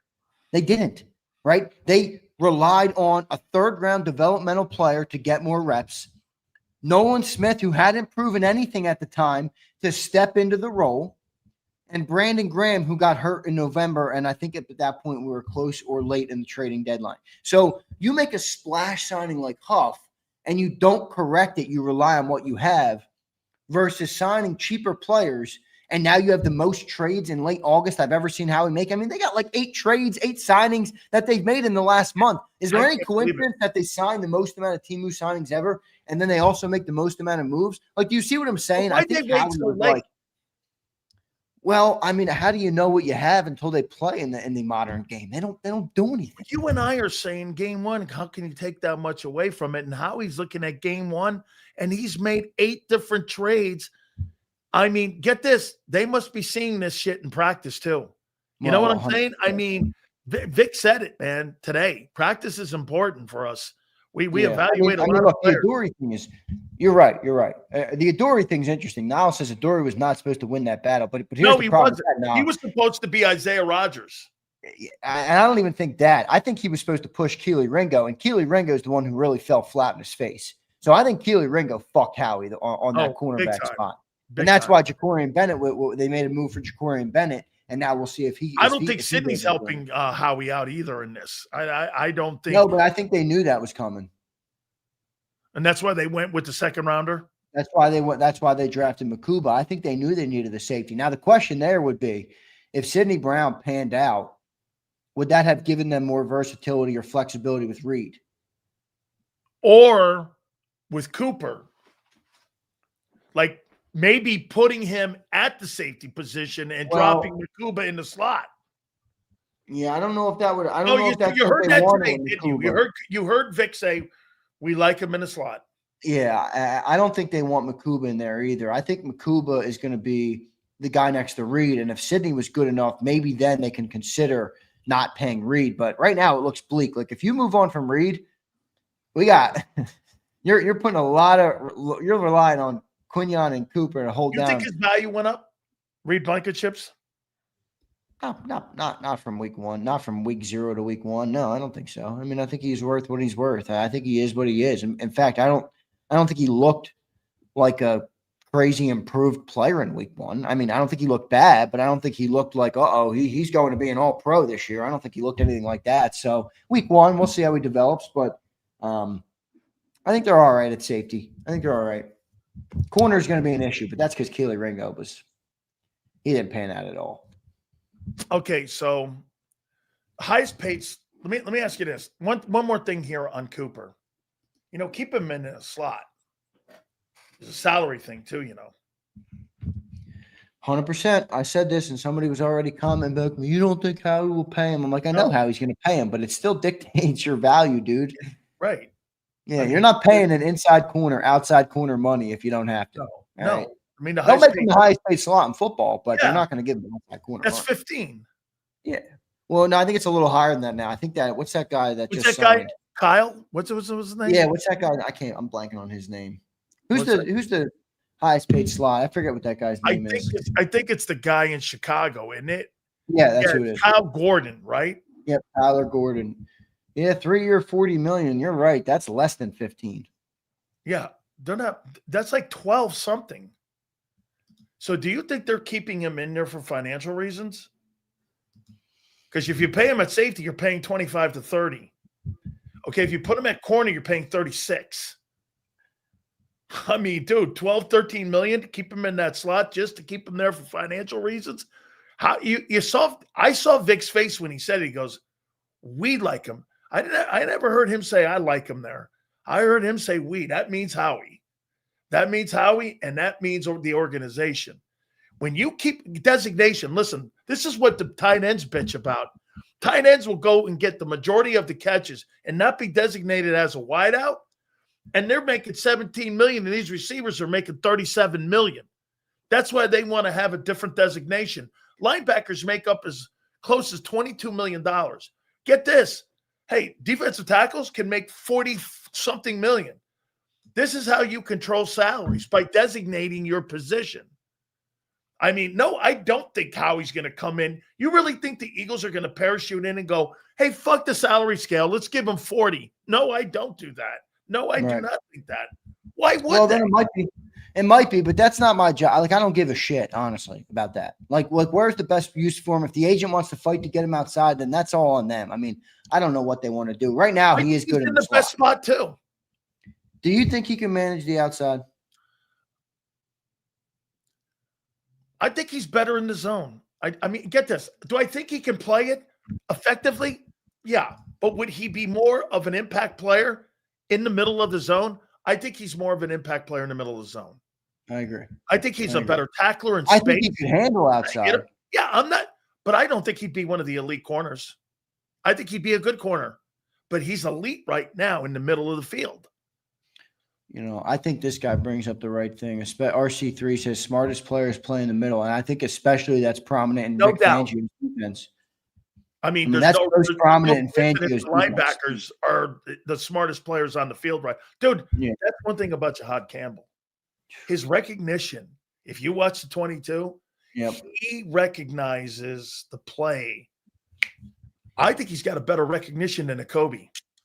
Jahad Campbell's going to be fucking good. Yeah, he's going to be a really great player. He's going to be really good. Right. and you're going to do a lot more with him. Like, listen, he's got the makings of something. He's still raw right now, though. I mean, you still see a little bit. I'll tell you, he needs to calm down a little bit because he gets a little too over aggressive. But That's all right. I'd rather him be over aggressive than under aggressive. I'm with you. I think this kid. You're right, though. He's going to get somebody hurt out there the way he plays in a good way. He might crack somebody. Just don't get anybody killed in practice is what the problem. The players are saying. The guy runs into people like he's running into a wall. I mean, he's a beast. He's one of those dudes that I don't know if he realizes how powerful he is. Well, because he plays with an energy. You know what I mean? I wrote down my 10 best teams. Now here, I'll ask you first before you. Did you see any dominant teams this last weekend? I didn't see any dominant teams emerge in week 1, but I saw the teams that I think were going to be able to compete show signs of being able to compete. And you're right, it's still Liars Month, so they're going to have to prove it later. But at this point, the Bills and the Ravens still look like the class of the AFC. The Chargers look to me like they made the biggest jump in the AFC. And credit to you, you thought that was coming. Now, they're a prove it to me team, though. Oh, yeah, I'm in week 1, like I'm not. Absolutely. They got to continue to prove it. It was the Chiefs, though. They're nemesis. Right. It's true. So on the AFC side, those are the 3 biggest, I would say, that the Bills just looked as good as they looked. Josh Allen looked as good as he looked, again, coming off an MVP year. Lamar Jackson is still Lamar Jackson. Just can't take it from the guy. Now, what he does in the playoffs, that's a whole nother story, but they're going to be a good football team. And then going over to the NFC side, I thought the Rams looked much worse than I thought. They didn't look that good to me. I thought the Eagles looked still really good. Like, I think they're going to be really good again. I thought they showed what they wanted. Cowboys showed up. Cowboys showed up for sure. Cowboys showed up better. Who else? I think Green Bay, I think, solidified themselves as, okay, watch out for us this year. All right, we're going to have to continue to do it, but I think watch out for the Green Bay Packers. What other games am I thinking? I think, who I think showed that they could do something in the AFC this year? Maybe not all the way, but Steelers. Yep, Pittsburgh Steelers. No doubt about it. I had him similarly to you in my top 10 quarterbacks from week 1, pretty high up. Aaron Rodgers looked pretty good. So that's probably it. That's probably my main takeaway. The Lions obviously took a massive step back. They did not look good. We said that the entire offseason. I thought that the Lions would take a step back. And I didn't think Green Bay. I thought Chicago was going to, but Chicago was a mess last night. That game management, they had to lead 17-6, and they farted all over themselves last night at the end of that ball game. That Ben Johnson, man. Ben Johnson's rubbing me the wrong way. I don't know what it is. His 2 minutes looked like Andy Reid Philly. They were brutal, man. I was like, wow. I don't know, man. I think more than Ben Johnson. I'm getting to get out on Caleb Williams. The tough part about Caleb is he does have some real raw talent. You see moments. You see moments, and you're like, the dude can throw the football. I mean, early in that game last night, he was dissecting from the pocket. And then the game went a little bit further, and he looked worse and worse and more hesitant. So I don't know about that Bear. I was optimistic on the Bears team. I thought that they had a chance to take a jump. I still think they can take a jump, but I'm not talking about a playoff jump. I'm talking about, can they get to 7 or 8 wins maybe this year? We'll find out about them. I think somebody nailed it in here. Let me find the comment of probably the sleeper team that I don't know what they'll do, but they were fun to watch in week 1 was actually the Jets. I mean, I did not expect to see that many points from Justin Fields-led Jets. I was thinking that offense was going to fall flat because of Justin Fields. Great. He was great. He threw the ball downfield. He played with tenacity. I mean, he looked good. He looked calm out there. As the game went on, I thought he got better. Yep. Garrett Wilson looked pretty good. Dude, that Hall kid can run. Oh, Hall's amazing. I love Breece Hall. He is fun to watch, man. That Breece Hall kid is really good. So, that was probably the one sleeper. Is the Jets. Good pull by you, Jim Adams. I wrote these 10 teams down. I got the Steelers at 10. Okay. I put the Commanders at 9. I'm good with that. I got the Bucks at 8. I had them a little higher. I had the Rams 7. Okay. I put the Chiefs at 6, but trending down. Okay. I have the Ravens 5. I have the Chargers 4. I have the Packers 3. I have the Bills 2. And I have the Eagles 1. Those I would would be my agree. top 10 teams. I would agree. And the reason I'll put the Eagles over the Bills right now is because that Bills defense. I don't trust that Bills defense yet. I still don't trust that Bills defense. I didn't think Joey Bosa looked very good on that team. They gave up what? They gave up 40 points in that game. I mean, I know it's Lamar and the Ravens, but I can't make you the best team in football. 400 yards they gave up too? Giving up a 40 burger. I can't make you the best team in football. I think your top 10 was almost spot on. I think your top 10 was almost spot on there. That was a pretty good top 10. And there were, all these teams had moments of sloppiness in it. Every single one of these teams. So if we're going to go by that metric, well, the Rams, the Eagles get the benefit of the doubt over this because 100% Eagles get the benefit. Look, you got to remember too. Week 1 division game. Yeah. You know what they say about division games. Yeah. Take the records, take the stats, take everything, crumple it up and throw it away. It's a dogfight. We won a dogfight versus the Cowboys. The team still ran the ball effectively. The defense had 0 points given up in the second half after giving up really an ugly 20 in the first half. So I thought they made progress in the game. I think the Eagles are in a good spot still as a top contending team. And the other part of it is I just don't know how many teams in the NFC outside of the Packers really made a major jump. One of the teams I didn't mention that I should mention. Jump. Oh, you say they made a huge jump. And the other thing is, I think the Bucs are going to be really good this year. Yes. I think the Bucs have a chance to be a really dominant team. And I don't love the NFC South. So I think the Bucs are going to handle their way in that division. Now, I know they had a spotty start on Sunday, but I've always liked Baker Mayfield. I think Emeka Egbuka, or however you say his name, is going to be a stud. That kid is a good football player. They still have, obviously, some of those players on the defensive side of the ball. Mike Evans, Godwin. They got that tight end. They got a lot of players down there. Bucky Irving, I think, is an awesome running back. So I think the Bucs are kind of a sleeper team. And Todd Bowles has done we had him on the program, obviously. You had him on a couple of weeks ago. He's done a really good job, Sills, with that program. I think when they get Worse back and they get Chris Godwin back, I think they're going to be even better. You want to hear what Bowles did too? Check this out. So they had this guy named Charlie Heck playing left tackle in camp throughout the entire camp. Listen what they did in the off week. They went like this. They moved Graham Barton from center to left tackle, and he was fucking amazing. I could not believe they shifted the offensive line around that much, and it was effective. And guess who else was effective in that game? Hassan Reddick. He got sacks and pressures in that game. Did he have a sack? I didn't see that. In that game, and he had a couple pressures in that game, and he's going to be a force. Now, this is after week 1. Here's my quarterbacks. Okay. I think I heard your list right before we came on. Go ahead. So I got Joe Burrow at 10. This is just a week 1. You're not talking about a grand. No. Based on week 1. Okay. Based on week 1. I got Mahomes 9. I think Mahomes is the only guy in that offense that was great. I think the rest of those guys, I disagree with Moss. I thought Travis Kelce looked old. Yeah, he did. I know he had that nice touchdown, but he looked old. He looked old. I got Jaden Daniels at 8. I put him down there. I think, again, if he's not on the field, I'm giving him the same benefit, Xander, that if he's not on the field, Washington they don't beat the Giants. I got Baker at 7. At 6, I'm conflicted here, but I put Stafford there. He made 3 throws in the game that was going to win the football game. He doesn't make those 3 throws. I'm with you. I don't think the Rams look very impressive in game 1. It's September. I'm waiting to get to October. Yep, I agree. I got Hurts at 5. If Jalen Hurts doesn't play the way he did, you're not winning that ball game. And Dallas probably beat you by 10. They couldn't get the ball in the air. They couldn't do anything except for him extending plays. He was really great in that game. I thought Lamar, if he's not playing against Josh Allen, he's winning that ball game. He's just, on the road in Buffalo, Orchard Park, that's a tough ask.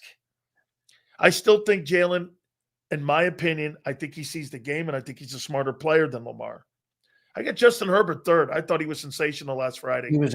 Look, I've been hard on Justin Herbert on this program. He was excellent on Friday night. Now, let me see it continued. Yeah. Let me see what he does through the season. Let me see the playoffs. I get it, everybody. But there's no doubt that kid's got raw talent. And if he's able to put it all together, I will say this about Herbert too, to give him credit. I like his mentality about the game too. I do. I think that's the coach teaching him that mentality. I agree. Too. He went from Brandon Staley to Jim Harbaugh. Yeah, I mean, I like that for him. Night and day. I think he's coming night and day. I mean, Brandon Staley's not the coach. If I was a quarterback getting drafted in the league, I would not want to go to Brandon Staley, especially a quarterback with his type of talent. So I think that's a big improvement for him. Go ahead. I will give Jim Harbaugh is a fist with a mouth on it. That's the kind of mentality and how he handles his life and how he talks to people. He is a tough-ass coach, man. At 3, I told you I got Herbert. At 2, I know people are going to go, what? I thought Aaron Rodgers was the second best quarterback over the weekend. He was really amazing. Dude, when Arthur Smith was rolling him out and was getting him out in space, something the Jets didn't do. You want to hear something crazy? The Jets told him he couldn't play, and a year ago, he threw for 3,900 yards, 28 touchdowns, and 11 picks. And you think that's with the fucking Jets, Sills? With the Jets, and you get this. You want to hear how dirty they did him? They flew him from California. He flew, got into his office, and then they told you fucking go home. And so I tell you, he had I don't know if you're going to be able to keep that up with that old guy. But if you do, the Steelers are going to be a problem. I don't know how far they go because outside of DK Metcalf, they don't have anybody else. And they barely run the ball. And I got the guy you just take 17 off and put the S on and just put Josh Allen, put Superman on him, man. He was just, again, for the first week of the season, he's kind of picking up where he left off. I mean, holy shit.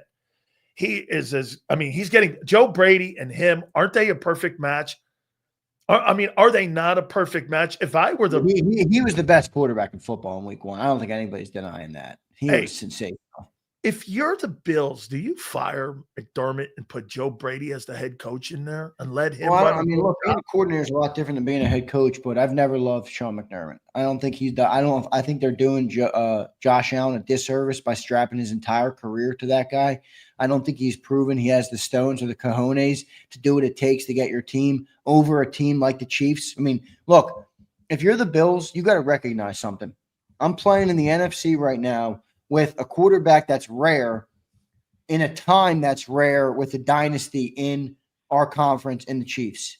If we're going to play and we're going to win and we're going to knock them off, we have to be bold in our approach. This looks like the year you can do it, knock them off. Yeah, it does. Now, I think they're going to be a better team than them this year. I think it's going to be Ravens-Bills potentially at the final. And I have the Bills winning that game, by the way. Again, I think the Bills go to the Super Bowl in the AFC this year. But I'm a Josh Allen fan, man. I'm sorry. I'm with Sills on this one, everybody. I'm a fucking Josh Allen fan, man. I posted up that short yesterday as Sills loving up on Josh Allen, which was hilarious. But Josh Allen can play ball. But just as a football fan, you turn on that game, you're like, at the very least, I know this sucker is going to be fun to watch, man. I know this thing is going to be fun to watch. I got one last question before we check the supers. Okay. How many weeks are you giving Kevin Patullo before you do this? Thumbs up, thumbs down. I got to give him at least 4 weeks, maybe more. If I judge Kellen Moore, that's long. If I judge Kellen Moore though in 4 weeks last year, would have been a problem. So I got to give him some time. I do. Now I wasn't typically impressed with him in week 1, but I wasn't really impressed with A.J. Brown. By the way, can I just say something? And I know fans are going to get very mad at me for saying this. I'm just telling you what I saw with my eyes. It doesn't mean I don't like the player. It doesn't mean I think he's a diva. It doesn't mean I think he's a bad guy. It doesn't mean I think he's a bad player or I don't want him on our team. When I put on the tape, A.J. Brown didn't look like A.J. Brown. No, he was taking plays off on the backside. He was taking plays off. He was lethargic. He wasn't approaching blocks the same way. Now, hey, maybe it's the hamstring. Maybe he was hurt. Maybe he was out there as a decoy. Maybe. I'm just telling you, when I watched the All-22 a couple times, I said to myself, geez, is that A.J. Brown? It didn't look good to me. I didn't love what I saw. I'm just saying it again. I love A.J. Brown. Don't get me wrong. I think he's the best receiver we've ever had. But the tape on him in week 1 was not good. It was not good. Do you think this approach and how they're winning games is getting to him mentally? I mean, it's game 1 of the year, dude. Like, if you had this much of a problem, then what do you want to be here for? You know were what I on mean? the national stage, though, in game 1 on a Thursday night, and you were a non-factor. Yeah. How do you think that sits with him? I know, but dude, honestly, I'm not blaming Jalen Hurts for that, dude. I watched some of your reps. No. It's not like he was running free every time, waving his hand like this. No, I'm not blaming Jalen. I'm not even. This is a non-Jalen thing. I'm saying that player, the way he wants to win games his way. He wants to win. I'm not saying he doesn't want to win. Which I think is okay. I mean, I think you want receivers to think for like him that. to be less engaged because you want to win a different way. That's what I think this is. That's a problem. Yeah, that's a problem. Now, I don't look again. I don't want to speculate. Week 1, I'm with you. I don't know what's going on with him. I don't know. Maybe it is the hamstring. I think in the long term here, we are going to be fine. I'm not like worried about AJ Brown. I'm just saying something that I noticed. You know, you watch some film, you rewatch a game, and you have different takes. Watch him. One of the things I took away was, hey, AJ Brown doesn't look the same out there. So I'm just saying something to watch, something to be considerate of. If you want to go and check the tape and tell me you saw different, I'll listen to you. But it's not what I saw. Yeah, that was a little upsetting. Absolutely. All right, let's get to these supers, bro. All right, let's do it. Here we go. Rawson found anything on the Denzel Ward rumor to the Birds. I haven't seen anything on that. I doubt that's true. They did restructure him, but I don't think that means. Is that the former Brown? He's still with the Browns. He was a 4th overall draft pick. I haven't heard anything on that. Remember when they drafted him like 4 overall? Yeah, I think he was out of Ohio State. He is out of Ohio State. Yeah. He's a fucking good football player. He's a great player. Abe, what's up, Abe? Member for 13 months. Thank you, Abe. Appreciate you, brother. By the way, this guy called my radio show this morning. Abe? I fucking love Abe. Abe is a legendary Good man, Abe. That was a good question, too. Yeah. So he says, more of a testament to Vic and his coaching staff. Milton and Sweat had chemistry with the people around them. The coaching was the difference. Bond, Q, Cooper all were new and did well. Let's see. It's true. Listen, the first 4 weeks was wobbly for the Eagles. Guys, I told everybody, I'm not indicting your year off of one game. I'm just talking about one game. That's the Cowboy game. Let's get into October. I've been emphasizing that the entire time since that game last Thursday against the Cowboys. Let's get into October. We'll know more then. Yeah, let's see what happens here. Hey, appreciate you, brother. Dullahan Monster says, this is the only bold Josh Allen seeing Superman. Superman, baby. Superman. Another MVP coming. I'm going to make a bold prediction today. I think Josh Allen wins the Super Bowl in his career, guys. I do. Yeah, he's going to. I don't know if it's going to be this year, but I think he wins the Super Bowl. You think Lamar does? That might be another bold take, but I might say no. Lamar Jackson is the most talented quarterback in football right now. And I think it's honestly by a pretty wide margin in terms of raw talent. I don't know if he's got the stones to do what's necessary. Did you hear his post-game comments about not going for that 4th down? I had a fucking cramp. Yo, dude, you're also making $55 million a year. Go fucking put your body on the line and your life on the line and win the fucking game. If I can't imagine, I can't even put myself in dreamland and envision a world where Jalen Hurts would utter the words, I wasn't pushing for it because I had a cramp.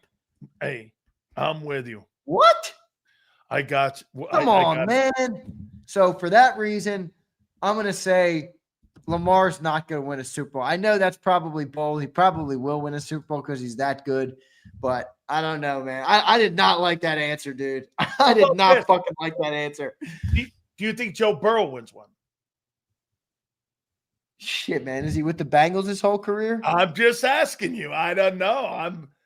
Look at Prince. I believe that Jesus will return one day. Xander, what a bold prediction, buddy.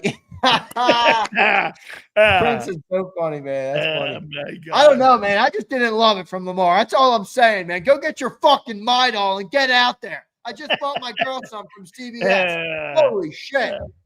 Holy shit. Oh, my God. I got a hamstring. I got a what's it called when you have a cramp in your leg or something? What do they call them? What is that? You're cramping. No, thanks, Sills. You're cramping. No, there's a word for it.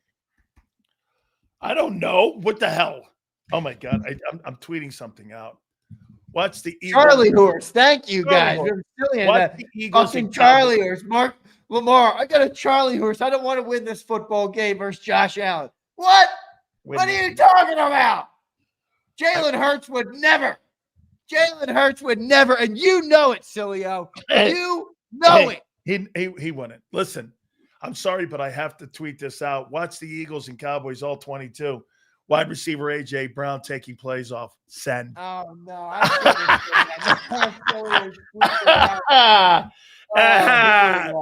Send.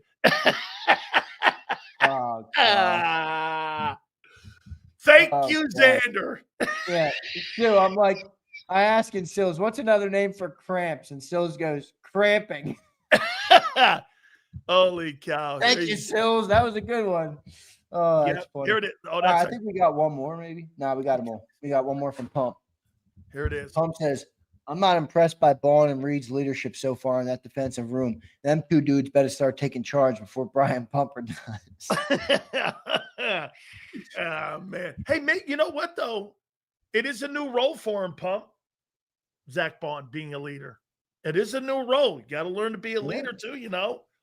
It is. What a great – look at this. Thank you, Xander. God, Xander gave me the spoon to stir the pot. You got to be fucking kidding me, man.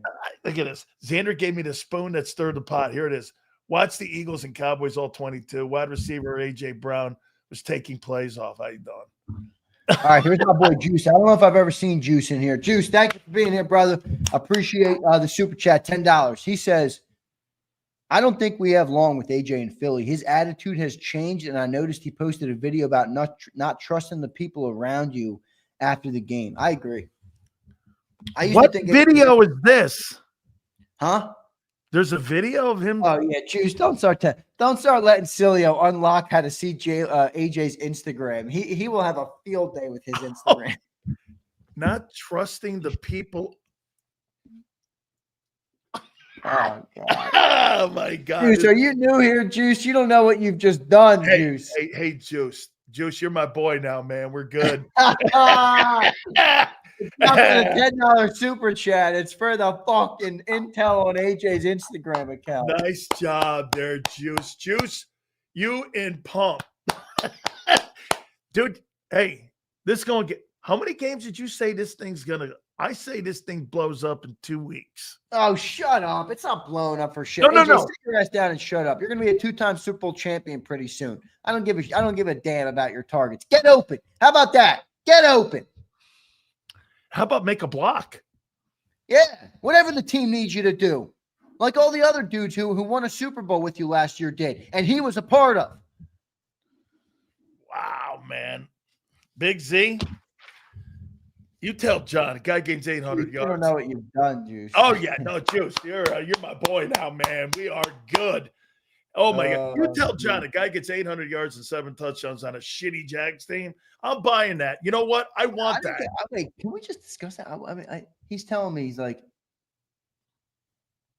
I'm not going to take stats from a shitty team. And I'm like, you tell me every day that Myles Garrett's a great player on a shitty team. The team doesn't matter. I'm like, well, he's got 800 yards with trash cans blocking for him in Jacksonville. And I'm not supposed to take anything of that? And Miles got $41 million being on the Browns. Right. I mean, I didn't like that explanation. Hey, and get this, Trey. It was on his IG account. Yeah, Juice. He's just. Oh my God, hey Juice, I'm going to be screenshotting. You know how to use Instagram? Let me see it. I want to go over. Because I've collabed with the great Big Sills on a couple posts, but he doesn't accept them. I have to accept that. Is that what from the JAKIB account? Okay, hold on. I posted up the Michael Irvin thing and collabed with you. I did the Sileo on the Josh Allen. I see. I'm supposed to accept. Wait, who wants to hear Sileo yesterday on Josh Allen to open the show? It was diabolical. Hold on here. Is a superstar. That's what a quarterback looks like. last night, my boy, I Hold couldn't on have here. been more prouder than my boy, Josh Allen. I'm so proud of you, son. Holy cow. Oh, man. Oh, This is getting better and better and better and better. Hold I on. can't listen to it anymore, Yeah, man. hold on. I'm just accepting away here. Wait, look, I got these new sound effects. I think you'll like these. Ready? Yeah. I'm gonna do this. So I'm supposed to accept all this. I got it now. Okay, hold on. Oh, silly. Now he's on Instagram. Let me find Yeah. some of these other things. Here, I just Me, lucky. Heartbeat. That's Sileo after the Eagles win, and Jalen Hurts gets another touchdown. AJ Brown. Where's that? This is Eagles Nation every time Sileo speaks about Jalen Hurts or AJ Brown. So AJ Brown's got 920. He's got Sileo after a shitty take. Ready? which is very rare. Oh man, you got to be kidding me, Prince! It's just a show. Don't check out the window, Prince. You don't need to look out the window, Prince. All right, it's just a show. It's just a sound effect. There it is. You got to start not trusting people around. Oh my God, this is fucking great. AJ Owens is back in the building. Holy cow. Juice, thank you, bro. All right, let me get out of here, dude. Yeah, let me pay some bills. Let me pay some bills here. Big Z, we'll see you in the morning, man. Birds 365. Great show, man. You got appreciate it, everybody. Hit the your likes are slacking on this show. You better get your community up the likes a little bit. Really, Birds 365 is taking you to the cleaners. Look at that. We're getting taken to the cleaners, guys. Come on, hit that thing here, man. What's going on here? Appreciate you guys. Right, You know, love you, brother. I'll see you tomorrow. Love you too, man. Catch you tomorrow morning, Birds 365. Absolutely. Make sure you guys check out my friends at Morgan & Morgan, the #1 injury law firm on the planet. Why? Because they win. You got it. Thousands of attorneys from coast to coast make it happen by defending families like yours. Anytime you guys have ever been injured, Morgan & Morgan is there. They're the only people. It'll be the easiest decision that you ever make in your life is to get Morgan & Morgan to defend you and your family. Do me a favor. Please go online to forthepeople.com/big sales or pound law 529. That's forthepeople.com/big sales or pound law 529. And do me a favor. You tell them Big Sales sent you. This is Eric. When he got injured in a car accident, he called Morgan & Morgan. He not only gets a lawyer, he gets trial lawyers like Sam and Jessica who are in it to win it. He gets his own investigators with briefcases, leather ones. And if you ever have questions, our customer service folks keep things rolling. Injured? We're your army. Morgan & Morgan, America's largest injury law firm.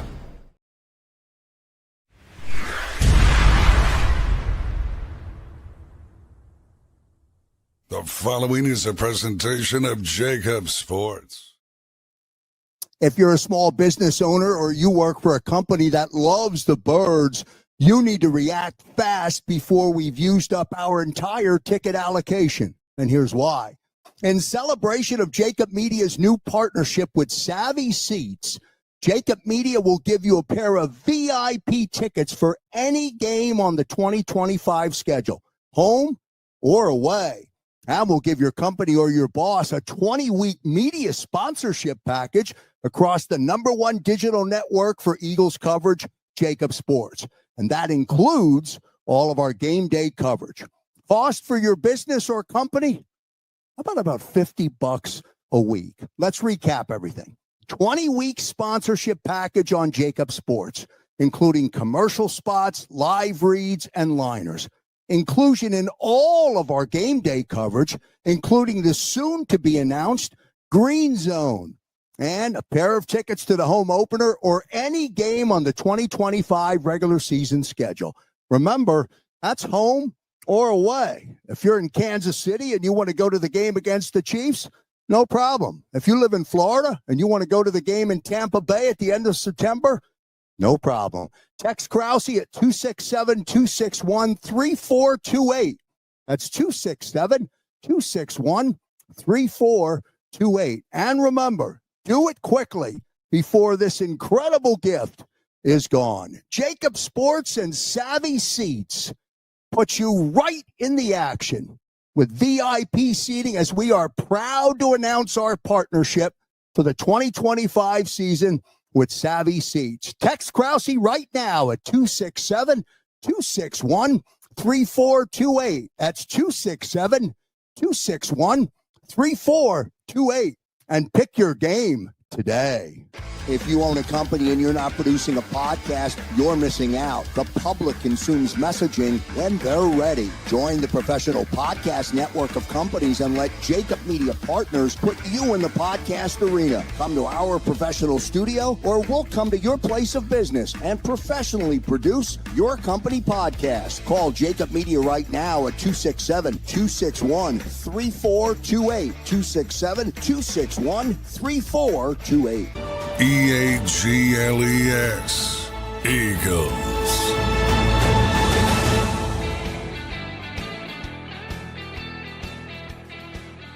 AJ Owen starting this shit again. That's what I just posted. AJ Owens is back. AJ Owens is back. Yes, sir, baby. Holy cow. Woo! Man. Well, hey, what's my new guy's name in here? What did the Instagram thing say again? Because you know he talks in, all I need is a quarterback this summer. Okay, I need a quarterback this summer. Well, why did you work out with Jalen Hurts? He was working out with Jahan Dotson. Okay? Oh, my God. Hey, Juice, what did he post again, Juice? A.J. Owens on pace for 17 catches for 153 years. Oh, my God. Oh, my God. Hey, now A.J. Owens is back at it again. Holy cow. Hey, man. Yeah, now he's pouting. Why is he pouting then, Professor? Hey, Professor Dunkoff, why is he pouting?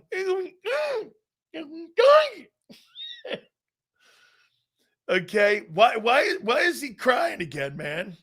He's got a ring. Why is he crying? I agree with you. Says you are a big fried ravioli. How you doing?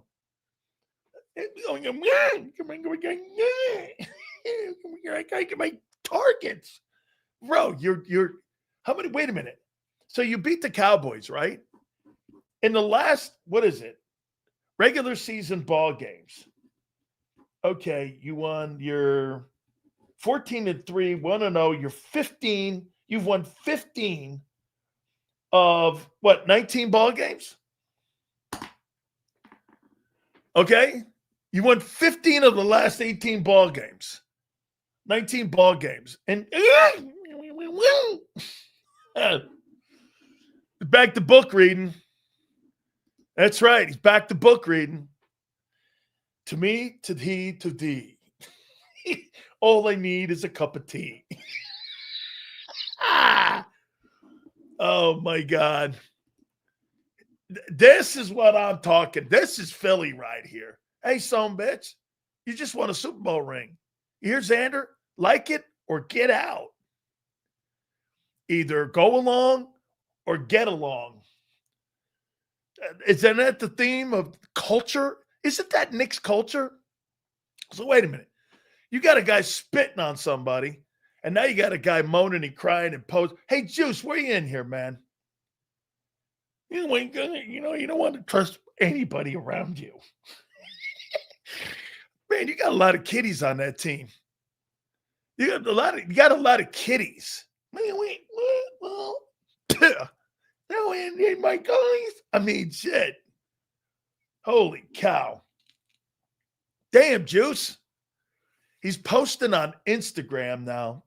I'm gonna make this a story. Oh, yeah. I got to make this a story here. Don't worry. It'll catch fire. Yeah, we're going to make this a story. Hey, and by the way, here's what I'm going to do also. There's two dudes that I'm following right now. Okay. Bobo Tulo and AJ Owens. What guy's going to blow up first? Kevin Patullo. Hey, Kev, how do you make it? I'm listening to Kevin Patullo today, and I'm going, my head started hurting. Yeah, what? What would he, what? You know, you ever watch Charlie Brown, those cartoons? And the teacher's like, wah, wah, wah, wah, wah, wah, wah, wah, wah, wah. Hey, Kevin, what are you making a passing game? Wah, wah, wah, wah, wah, wah, wah, wah. Wah, wah, wah. And I'm like, yeah, I don't know what the hell you're talking about, Junior. Wah, wah, wah, wah. Hey, Kev, what about the running game? Wah, wah, wah, wah. Well, Jaylen, here, this is what Kevin Patullo was today. Yeah, the passing game. Jalen Hurts was great, which is true. And what about the passing game? You said with Jalen Hurts was great, which is true. I got it. I'm like, as long as you end with Jalen Hurts, I think you're going to be all right. Okay? Kevin Patullo has added, look, game 1, 4 quarters, 60 minutes does not indict an OC. He does not indict an OC. He said, careful. Here it is right here. Okay, wait a minute. I got to get this. AJ Owens said, he said, careful who you trust. Salt and sugar look the same. And had a picture of Tony Montana.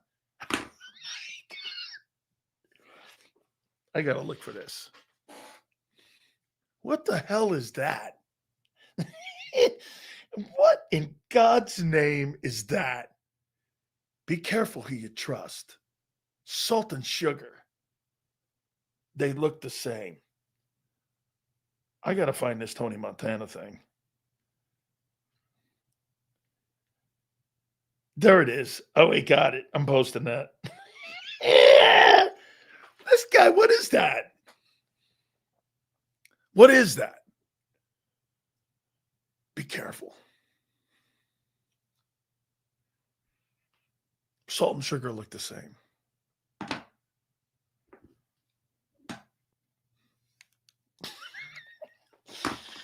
He must have got that from one of his books. Is it real? Would Big Sil say something that's not true like that? Josh B. Not about your hero. Not about your hero. Could be. No. Not wait, Jay. Not with that with AJ.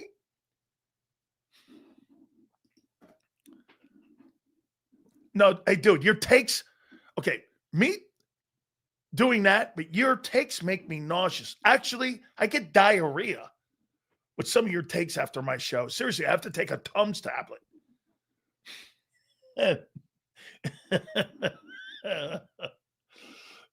Reyes makes me have to a bottle of Tums after I talk to you.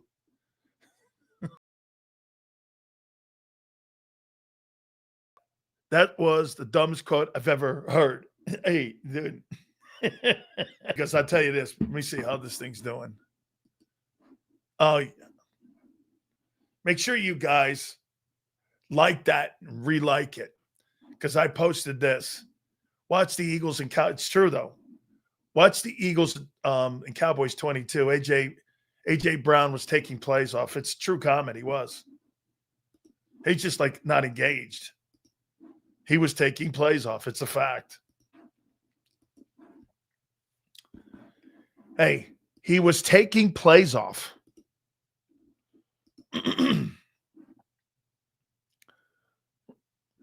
I know, guy. I know. Not my guy. I'll tell you what wasn't. Hey, Josh, the All-22 is not AI. He was taking plays off. He was taking plays off. Eye in the sky. Don't lie. Remember that, Josh. That's a quote for players. The eye in the sky. Don't lie. There he is. Not taking plays off. There he is taking plays off. He took one play. There's another one. Wait. There's another one.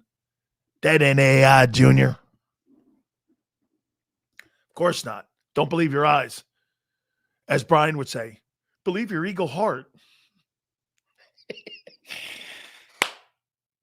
Rolling towards KC on Sunday. How you doing? All right. Guys, I appreciate you very much. Thank you. Tomorrow we will have Battle Royale, and poor Mark Holmes has to deal with you guys. That'll be on the agenda tomorrow. Thank you, Joe. Thank you, Z. We appreciate you. We will see you tomorrow going 2 to 6, and we shall see you on the flip side.